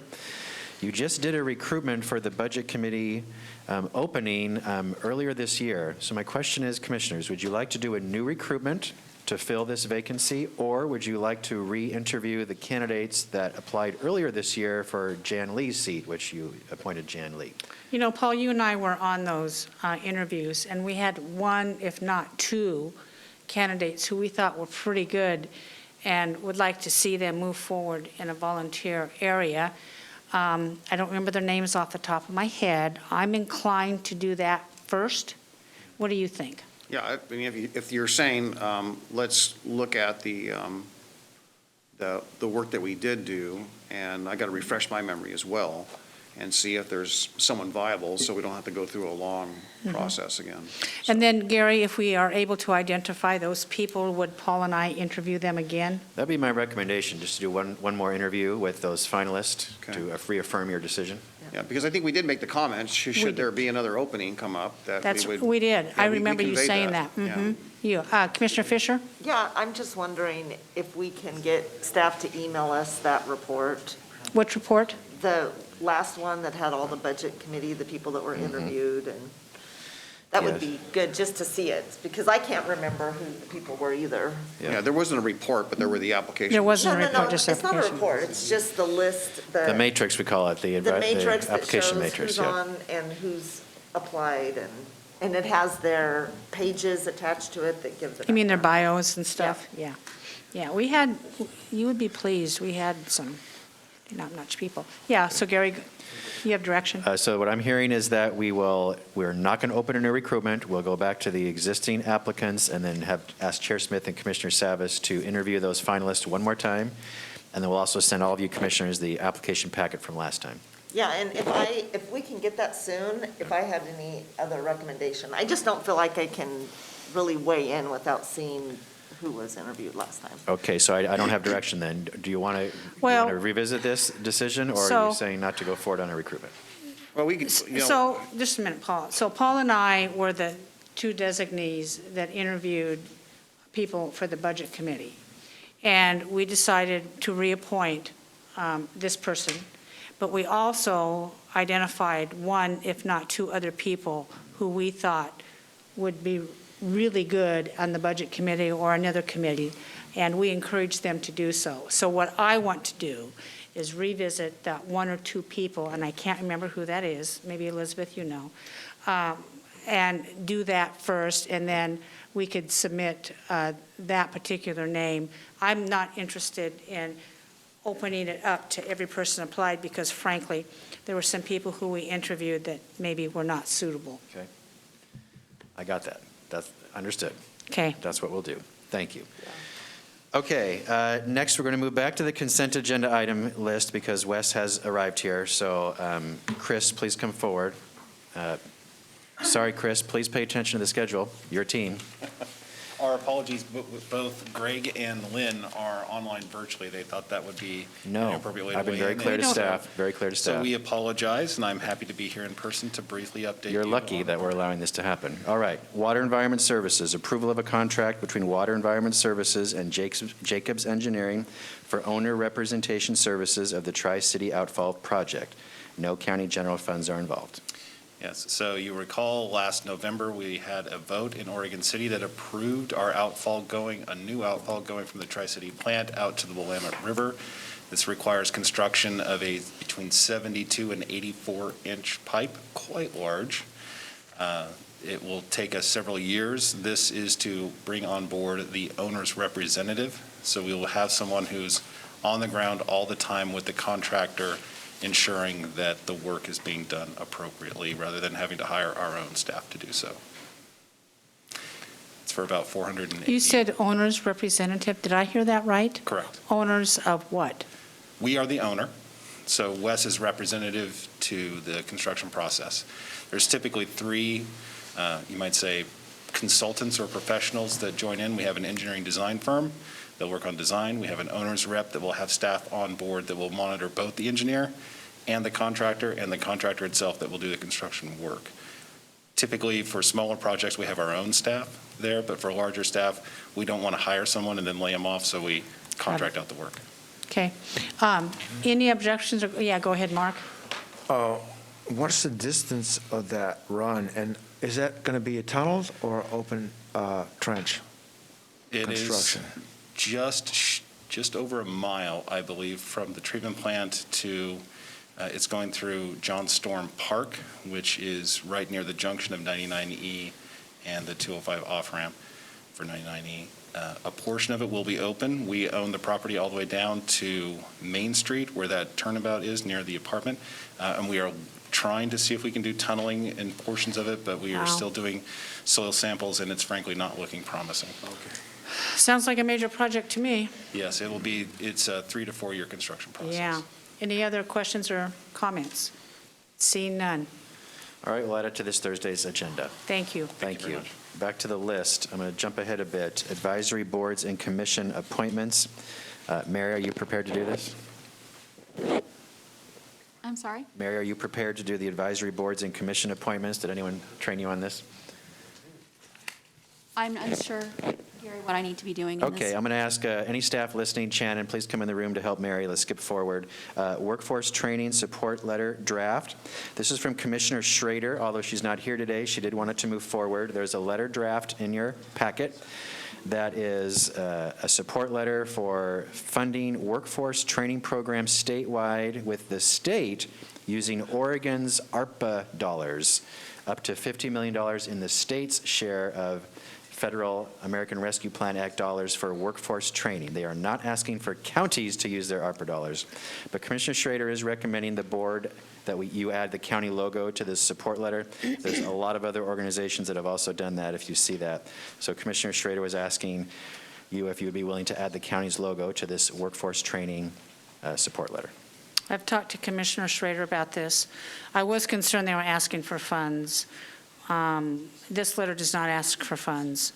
However, it does not keep them from asking for funds in the future. That's a different decision. She wants the logo added to this. Polk County has their county logo on this. Maybe others will add, I don't know. Clackamas County has the Clackamas ESD on it. There's a couple of Clackamas County Service Center, Polk County. I thought there was one more Clackamas County group on here. Clackamas Clackamas County Community Business College. Alliance. Yes, Clackamas Community College. So I have no problem with going forward on this. Any other comments about this letter? I'm okay with it. Me too. Okay, Gary. So good we to add like it. logo, very good, thank you. Also, Commissioner Schrader had a request, she was not here, but asked this still go forward to do a support letter for a mass timber project with the Port of Portland. Tracy Moreland actually is briefed on this, and she will give you more information. There was a draft letter that we sent you just yesterday. There is one edit that we're recommending on the second page of the letter. I'm sorry, Tracy, do you want me to do this? I apologize. Go ahead. You go ahead, No, Tracy. no, Go ahead, Tracy. Well, this is a pretty fast turnaround, but good morning, Commissioners. So this request, just in a nutshell, is from the Port of Portland, which leads the Mass Timber Coalition. They're the lead agency on that, and Clackamas County is a member and was really active in this effort before COVID. But now the Economic Development Administration under the Department of Commerce has a $1 billion offering in ARPA grants, and the Port of Portland wants to apply under the Mass Timber Coalition heading there and asked for a support letter from the county. So there's in your packet kind of a one-pager from the port there that they've provided, and there's a sample letter that Gary mentioned that we could ask the chair to sign and submit. Now, the fast turnaround is this request came in last week, and it's due on Monday, so, but really, it's a chance to get some funding to revitalize that industry sector. Good. What is the edit on second page? So I showed to our economic development staff, and they recommended that we remove the last sentence about our strategic plan on this, because it's really not finished yet. I think they're still working on it. That's fine. Yeah. So the sentence that we were asked to remove says, "Our economic development team has created a comprehensive mass timber strategy and is committed to maximizing opportunities for business to find market success." So we're asking to remove that line. That's fine. Does that sound good? And we'll. Commissioner Fisher. Oh, no, I'm sorry. Okay. Any other comments regarding this letter? Good to go for me. Good to go. Thank you. Thank you, Commissioners. Awesome, thank you very much, Tracy. Okay, we'll go back to the advisory boards and commission appointments. Shannon's here to support Mary, so Shannon or Mary, please go ahead. We have two advisory boards that we are filling slots on today. The first is the Community Road Fund Advisory Committee. It's staffed by the Department of Transportation and Development. They currently have 8 openings due to term expirations and resignations. 15 applications were received and 7 are recommended. The recommendation is as follows: Jerry Ellington, first term; Rich Fiala, second term; Warren Holzum, second term; Bill Merchant, second term; James Milliken, first term; April Quinn McGinnis, second term; and Cassie Wilson, first term. The second is the Veterans Advisory Council, which is staffed by the Social Services Division. It currently has 8 openings on their commission due to term expirations and resignations. 19 members are allowed with two-year terms. 1 application was received and 1 is recommended to be appointed, Larry Mosley, for his 3rd term. That was for the Veterans Advisory Council, Shannon? Yes, it was. And how many vacancies are up? There are 8 openings. Have those people, were the openings, have they reapplied? They have not. Okay, that is really interesting. I'm okay with the ABCs. Chair, you just brought up, a point here, or a concern. I get that. But I do have just one technical thing, and that is, do we post that matrix on the ABCs on the website, which I'm at right now? I'm looking for it. I didn't get a chance to see it. Well, or was that emailed separately and not posted? The full matrix and the list of applications were emailed to the board separately. The applications are not posted for the public, but the recommendation and the matrix are posted on the website for this meeting. Okay. And that, yeah, maybe I'll Do I I'll look hear a again. motion? But I move for approval of the ABCs. Seconded. Motion has been made by Commissioner Savas to approve the ABCs and seconded by Commissioner Scholl. Any further discussion, which I do have some? What efforts are we making to get applicants to apply for the Veterans Advisory Council? I'll answer that. Great question. Our normal application process that Public and Government Affairs supports, we put out a press release, it's on our website, we put it on social media. Usually they're open for 3 to 4 weeks. And then that's kind of the static way of communicating. But Well, generally, let's the redo advisory it. board kind of does their outreach too, so. Well, somebody needs to do more, maybe the advisory board needs to do more outreach, and let's have PGA renew their efforts to get people apply. Okay. Now, my question is, to be on the Veterans Advisory Council, do you have to be a veteran? I don't remember. I don't think so, Mark. No, the new bylaws require up to, I can't remember, it was 20 members, I think, but a couple of them are from the staff, a couple of them are from families of veterans, and the rest are from veterans. So you don't have to be a veteran. Okay, we'll renew our efforts and try to get some more excitement regarding around this. Any other comments regarding the motion? Seeing none. Mary, could you call the poll, please? Commissioner Fisher? Aye. Commissioner Savas? Aye. Commissioner Shull? Aye. Chair Smith? Aye. Motion passes 4-0. Thank you very much. Very good. Thank you, Mary Ann Chenin. I just want to know, I wasn't able to find the matrix on the website. I looked again, so. So I'm sorry, the matrix is not posted on the website, mostly because it has personal information of the candidates, their address, their phone numbers, their emails. So that's why in general we've not posted the full matrix. But we could redact that, or we can post just like the names perhaps, so that is online. Right. It makes sense not to put the applications, in there because of those reasons, but I didn't know the matrix had that much information in them. Yeah. I'm still trying to search. I usually get in my calendar entry that information, but I got 2 of the same, and so I'm looking in the emails. You mean both of the ABCs? And it looks like Larry Mosley's, the veterans, we received 2 emails of the same.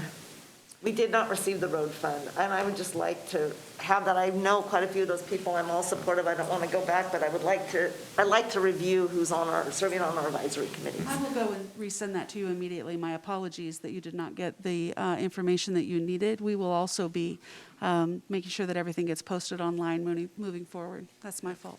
Yep. And maybe at Shannon, we can put like the cover sheet for the advisory boards online, which doesn't have the personal information. That way we can see the names. All right, we'll do that, commissioners. Thank you. All right, moving on. Commissioner Savas, you have 3 items and you need to leave in 15 minutes. Is there one you'd like to start with or cover first? Get back to the landing page here.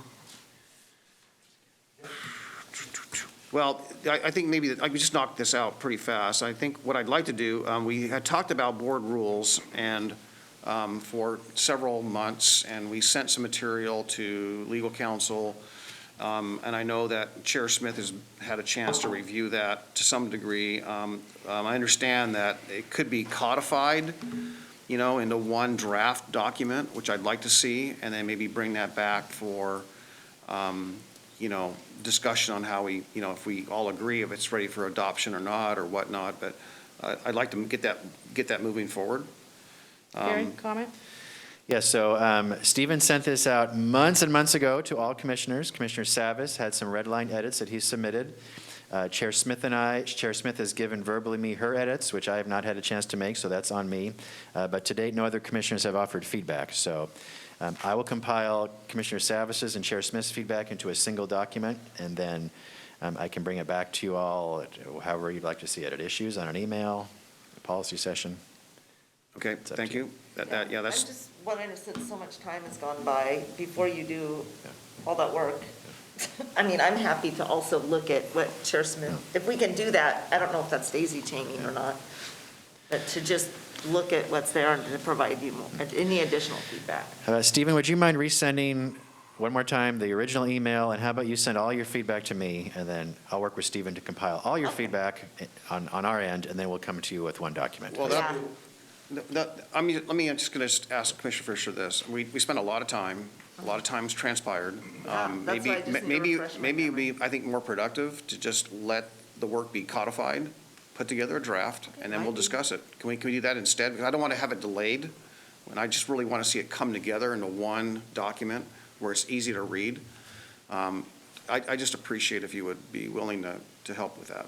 Yeah, I was just looking at making a streamlined process to not have to rework again after that. That's what all I was offering. So, All right, let me put the existing edits from Commissioner Savas and Chair Smith together in a single document, then I'll talk to Chair Smith about the best way to bring it back to the board. How's that? Okay. The other issue I wanted to broach today was, find my notes here in this. Yeah, there's the letter, and then there was, so the other one was a sheltering report and discussion of options. Gary, you and I briefly spoke on that. You mentioned that there is a planned presentation from staff to come back, give us our report on sheltering. Yes, H3S is putting that together. Yes. Okay, and that when would that be about ready for us to listen to, or the presentation? Before the end of the year, next month, between the next month and the end of the year. Yeah, that's a little bit longer than I'd like. I think it's important that we, for the timing, a number of things, and ARPA guidance coming and everything, I'd really like to have that more sooner than much sooner than that. Okay. That would be a delay on my, at least the most important part for me is trying to get an idea of some options, and if there's ARPA, ultimately, when we get final guidance, ARPA eligibility for options, and I think it's a good idea to have a discussion on what those options are. We left, just quickly, we left car camping kind of out there, and that was never really, there was no takers in the end. Ultimately, there were no takers.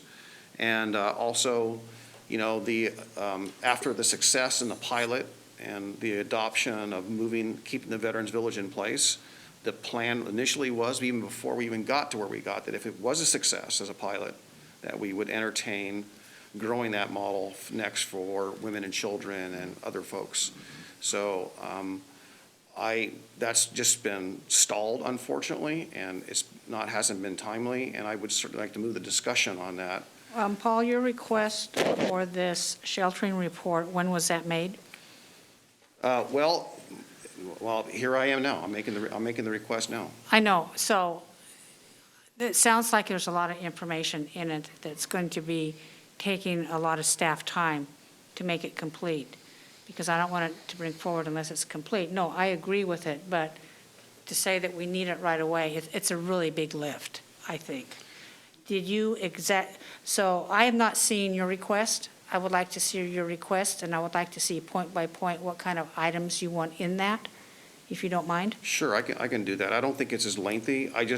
But I didn't know when the staff was going to do their, because I thought we'd have a quarterly report. I thought we were on a program that we would get quarterly reports. Are we out of the loop on that quarterly report? On the Veterans Village or on? No, on the shelter, well, I guess it's the Veterans Village as an example, but we had sheltering, winter sheltering, summer sheltering, all that. I don't remember We were getting quarterly that. reports. I think we were, right? I don't remember that. I don't recall the but- quarterly reports on that. We did quarterly reports on the Veterans Village until the last board kind of approved that model permanently going forward. You did ask for an update on sheltering several months ago that staff was preparing, and I'll say other priorities got in the way. So the staff was compiling information on that. So Paul, if you can be specific on what you want in this report, I don't want to have staff prepare the report, come back, and then have it be said that, some board member wanted more information. So any board member can submit what they want to see in this report. Yeah, I can do that and figure out what's going to be contained and what staff was going to work on in the first place to make sure that, there's no pieces left out. So Yep. I'll work with Everett on trying to dig that out. Okay. Last but not least. Paul, I just want to make a comment on what you were talking about. When there was a discussion about housing and it was an emergency, and that expired in August. That's when we said we were going to come back and look at how the different emergency declarations were used for sheltering, because we had COVID, and we had wildfires, we had ice storm. Those emergencies allowed more nimble sheltering of people.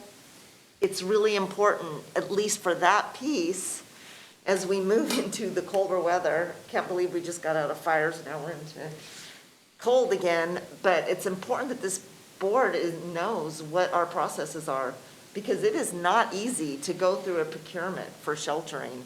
And if we do not have that well done in the past already in place, we're gonna really have a challenge, and that's our responsibility to know if we need to look at another And so my emergency question declaration. is, you've asked H3S to do this, or is it part of our emergency management plans that are already in place, which I believe that emergency sheltering, we've done so much of it, that I believe that we have processes in place that we can do that, but we need to codify that too. Decide, I believe, what agents for instance, we're entering winter, and you make a good point, Commissioner Fisher. We're entering winter. Cold season is upon us. We could have some freezing temperatures, just like we did in the heat. I believe we are nimble enough and capable to do that, but let's just have the board look at that, and the H3S would work in conjunction with our emergency management team. Yes. It's kind of the way I see it. Yes. Yeah, I don't want to discount any of that. I mean, certainly, emergency sheltering is part of that whole topic, but that was not the main driver for my topic. It was really sheltering from Homelessness? for homelessness here on out in a more cost-effective manner. We need to get cost-effective solutions, and I think the Veterans Village model is one that's been proven to be well-managed and cost-effective, and dollar for dollar, as very few dollars are out there. I think we need to maximize that, and that's something I think we ought to be pursuing. And you mentioned ARPA funds. We're still waiting for the U.S. Treasury Department to determine our ARPA funds. As far as I'm concerned, there's no further discussion on ARPA funds until we get direction on how we can use those.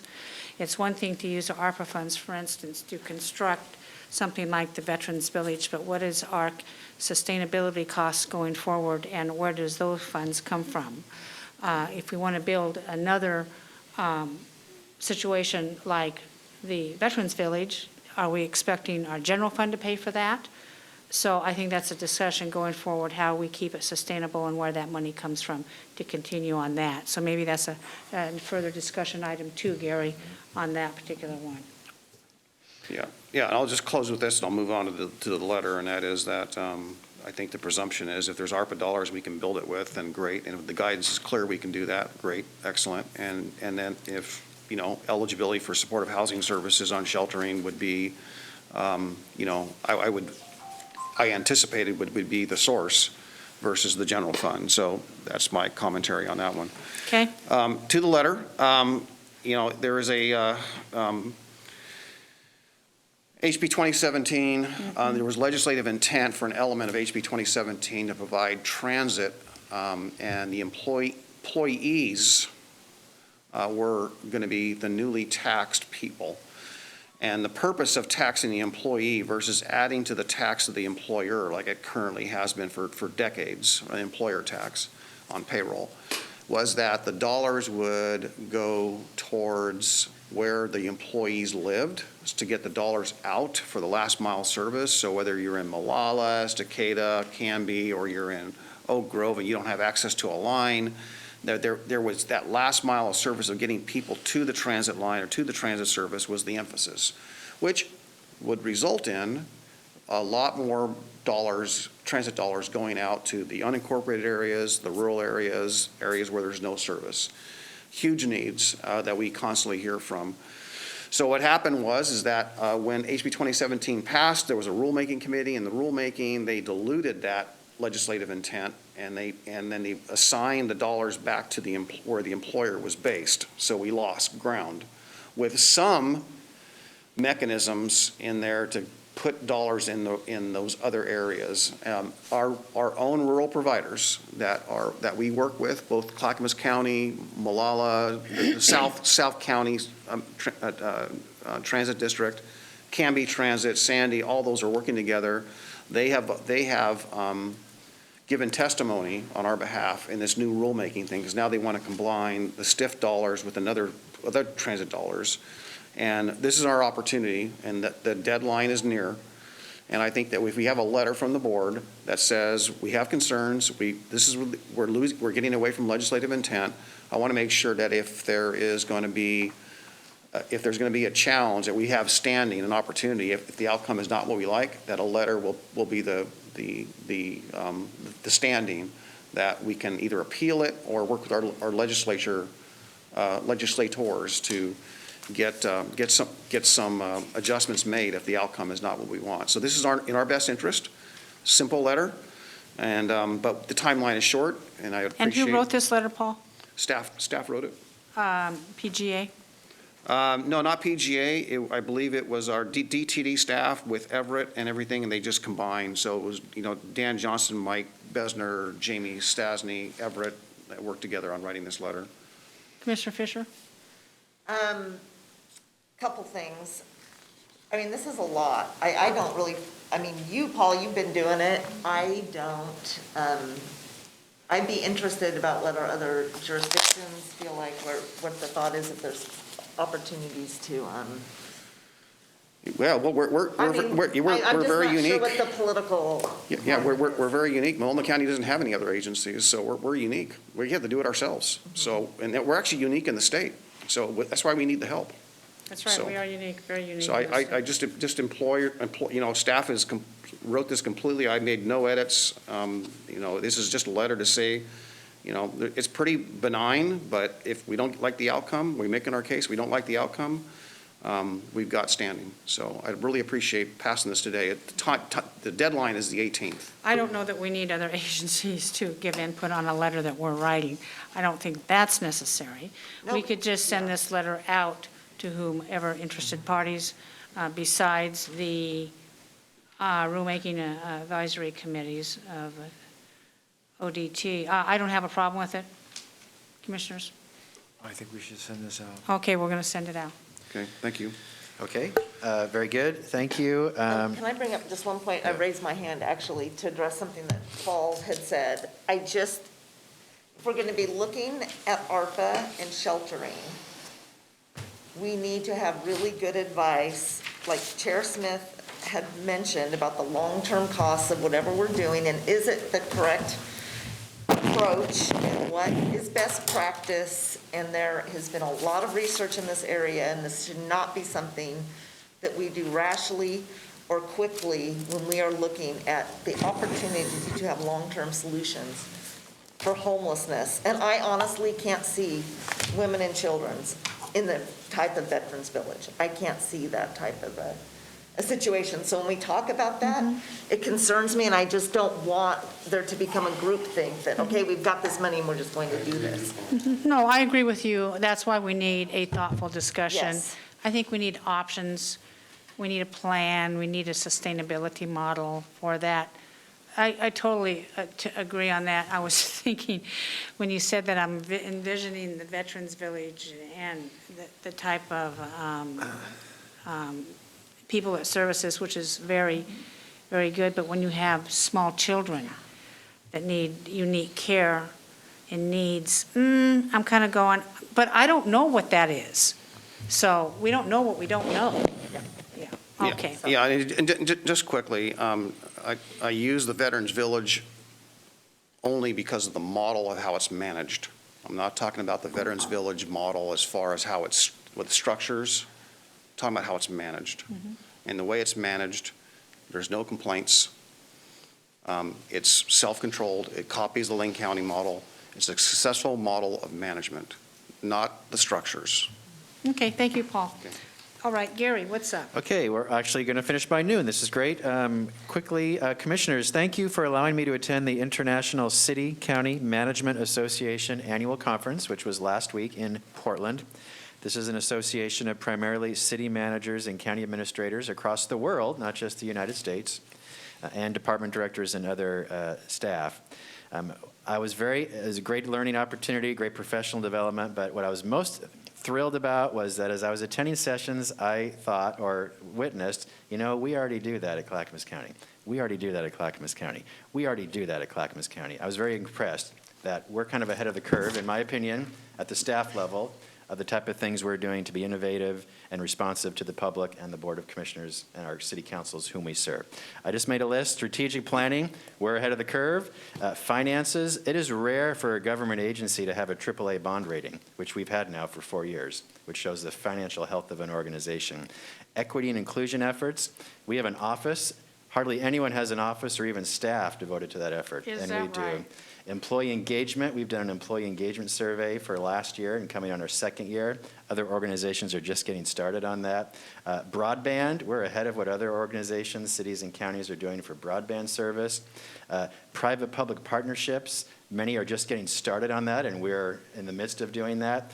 I was just very impressed and grateful that we do a lot of great stuff here. I know you know this, but I want the public to know, and you to know, to reaffirm, your staff does awesome work. So it was just a great professional development opportunity to share, hey, we're kind of doing things right here, and I got some excellent ideas that I'll share with staff on how we can do even better. Good. So I just want to thank you for allowing me to attend. I'm glad. I think that that's very conference. exciting. Thank you. I like, just as a side note, I like professional development, and the comment I made earlier about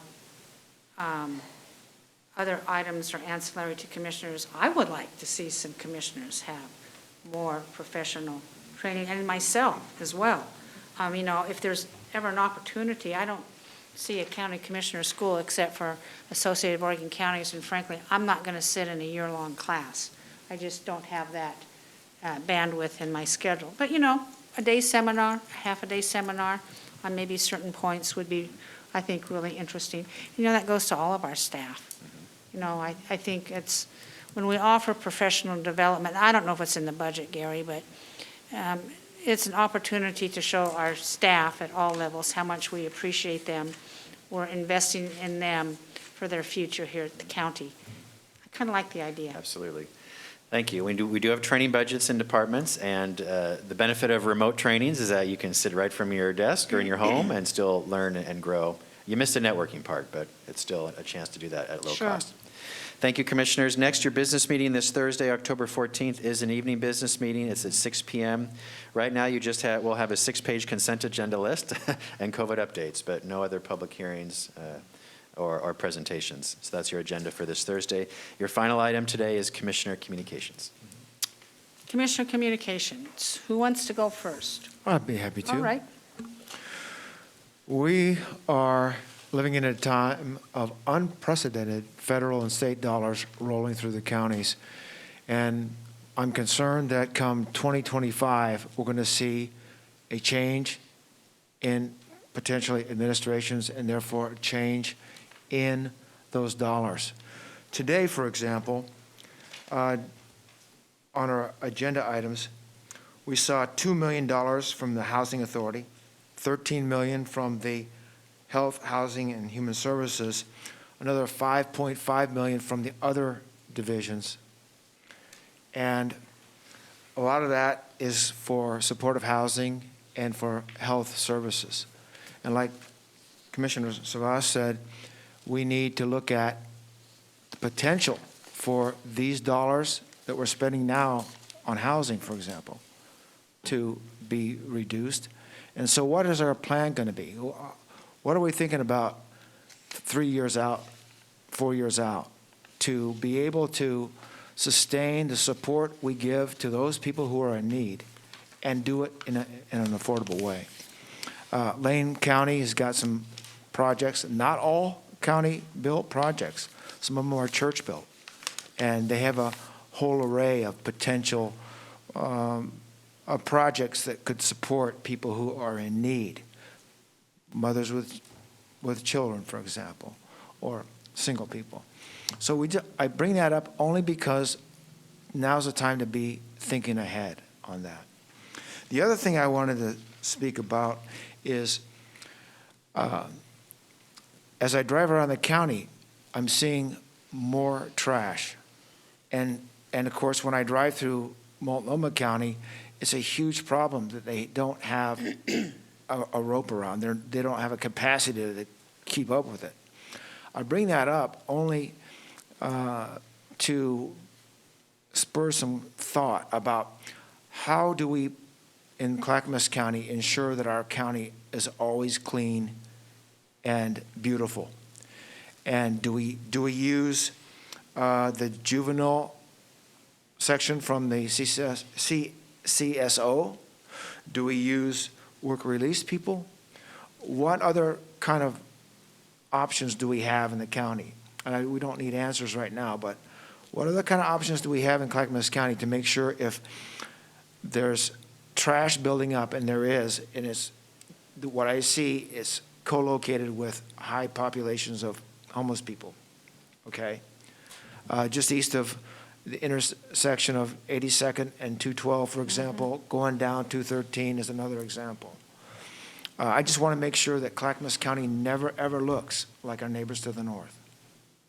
And so let's all think about that. Thank you. Interesting question, And Gary. staff we're already researching that, so get back to you on that. Yeah, good. And we talked about that a couple of days ago. In the rural areas, Mark, we used to have a road adoption program that organizations or families or whoever would adopt a road, and they would go out and they would pick up the trash along the side of the roads. Is that still in effect? Yes. We used to have signs, but that's more rural area, Yes. and you're talking about more urban And areas. I don't see the problem in most of the county. It's the problem is building up where we have a high number of homeless people living in the woods off the side of the road. And they have a difficult time keeping up with trash. So we cannot allow it to happen. We've got to make sure Clackamas County is always a beautiful place for people to drive through. So let's just think about that and see what we can come up with, a trash task force or something. Thank you. Yep. Okay, thank you. Finished? Yes, thank you. Commissioner Fisher. Yeah, just piggybacking on that, I was really disappointed to drive down 205 and see graffiti on the highway. Not, I don't know, like a week and a half ago. Where were That's you- another piece of Where that. were you at? Just driving 205 in Clackamas County. So somewhere between Clackamas Town Center and Oregon City. Yeah. Oh, I just hate that. I know. I've been just talking to people that this issue of workforce is huge for our business community, and interruptions in supply chain with, not having the workforce. I don't know what the answer is. I would really like some information, and I'm not sure where to get it, but for us to be thinking ahead of the bonuses for unemployment have gone away, but people are still collecting unemployment. When is that going to, when is a lot of the bulk of the pandemic unemployment going to phase out? What do we need to be ready for? Is there any role for us to be facilitating getting the people that are going to not have money from unemployment? I think it's going to be a big issue that we have tremendous need for workforce. Every employer I'm talking to, the stories are,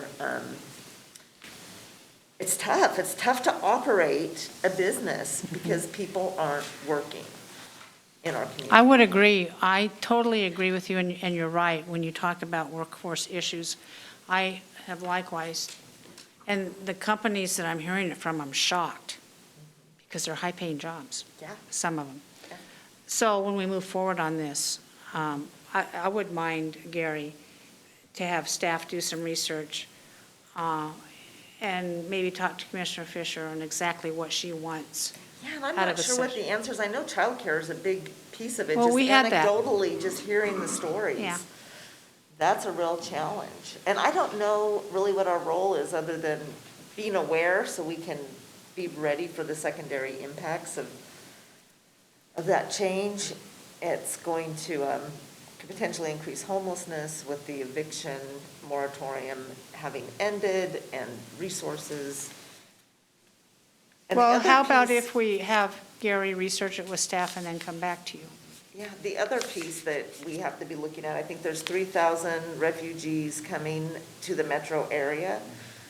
I checked with I was talking to one of our chambers and said, has anybody connected with you about where these people may be able to work or what employers are interested? And the answer was no. So I know that there are plans happening, but I don't know what our work is, and I don't know who does that work.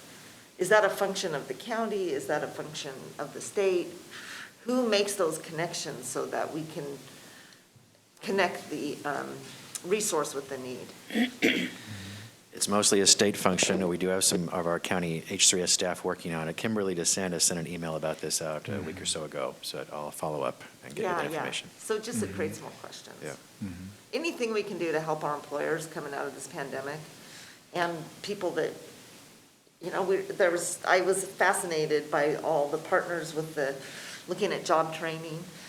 We do have to provide that as everything is shifting. Our whole work process is shifting. Yeah, we're not going to go back to normal, you're right. And most every business that I go into, commercial, it's like, we're hiring. And they've got hiring signs all over. They can't seem to get, you're right, the people, to want to work. You go into a restaurant and the menus have changed. Yeah. I heard one restaurant owner, restaurants buy their food from the food services industry. And they don't have drivers to deliver Drivers to or a restaurant. warehouse. They went over and he had his pickup truck and a trailer and he picked up his own stuff and took it to his restaurant and drivers are really in need. And, they're fairly good paying jobs, I think. So it is an issue, you're right. I would like to address it, but I don't know what to do either. Let's figure this out. At a minimum, we've got to be advocating with, I'd like to know the timeframes, like how many people are on unemployment now and when is that going to, and because there is a limit to how much time you can collect unemployment. So pandemic-related unemployment. Right. Anything else? No. We will come back at 1 o'clock. Thank you very much, Commissioners. You did good work today. Okay.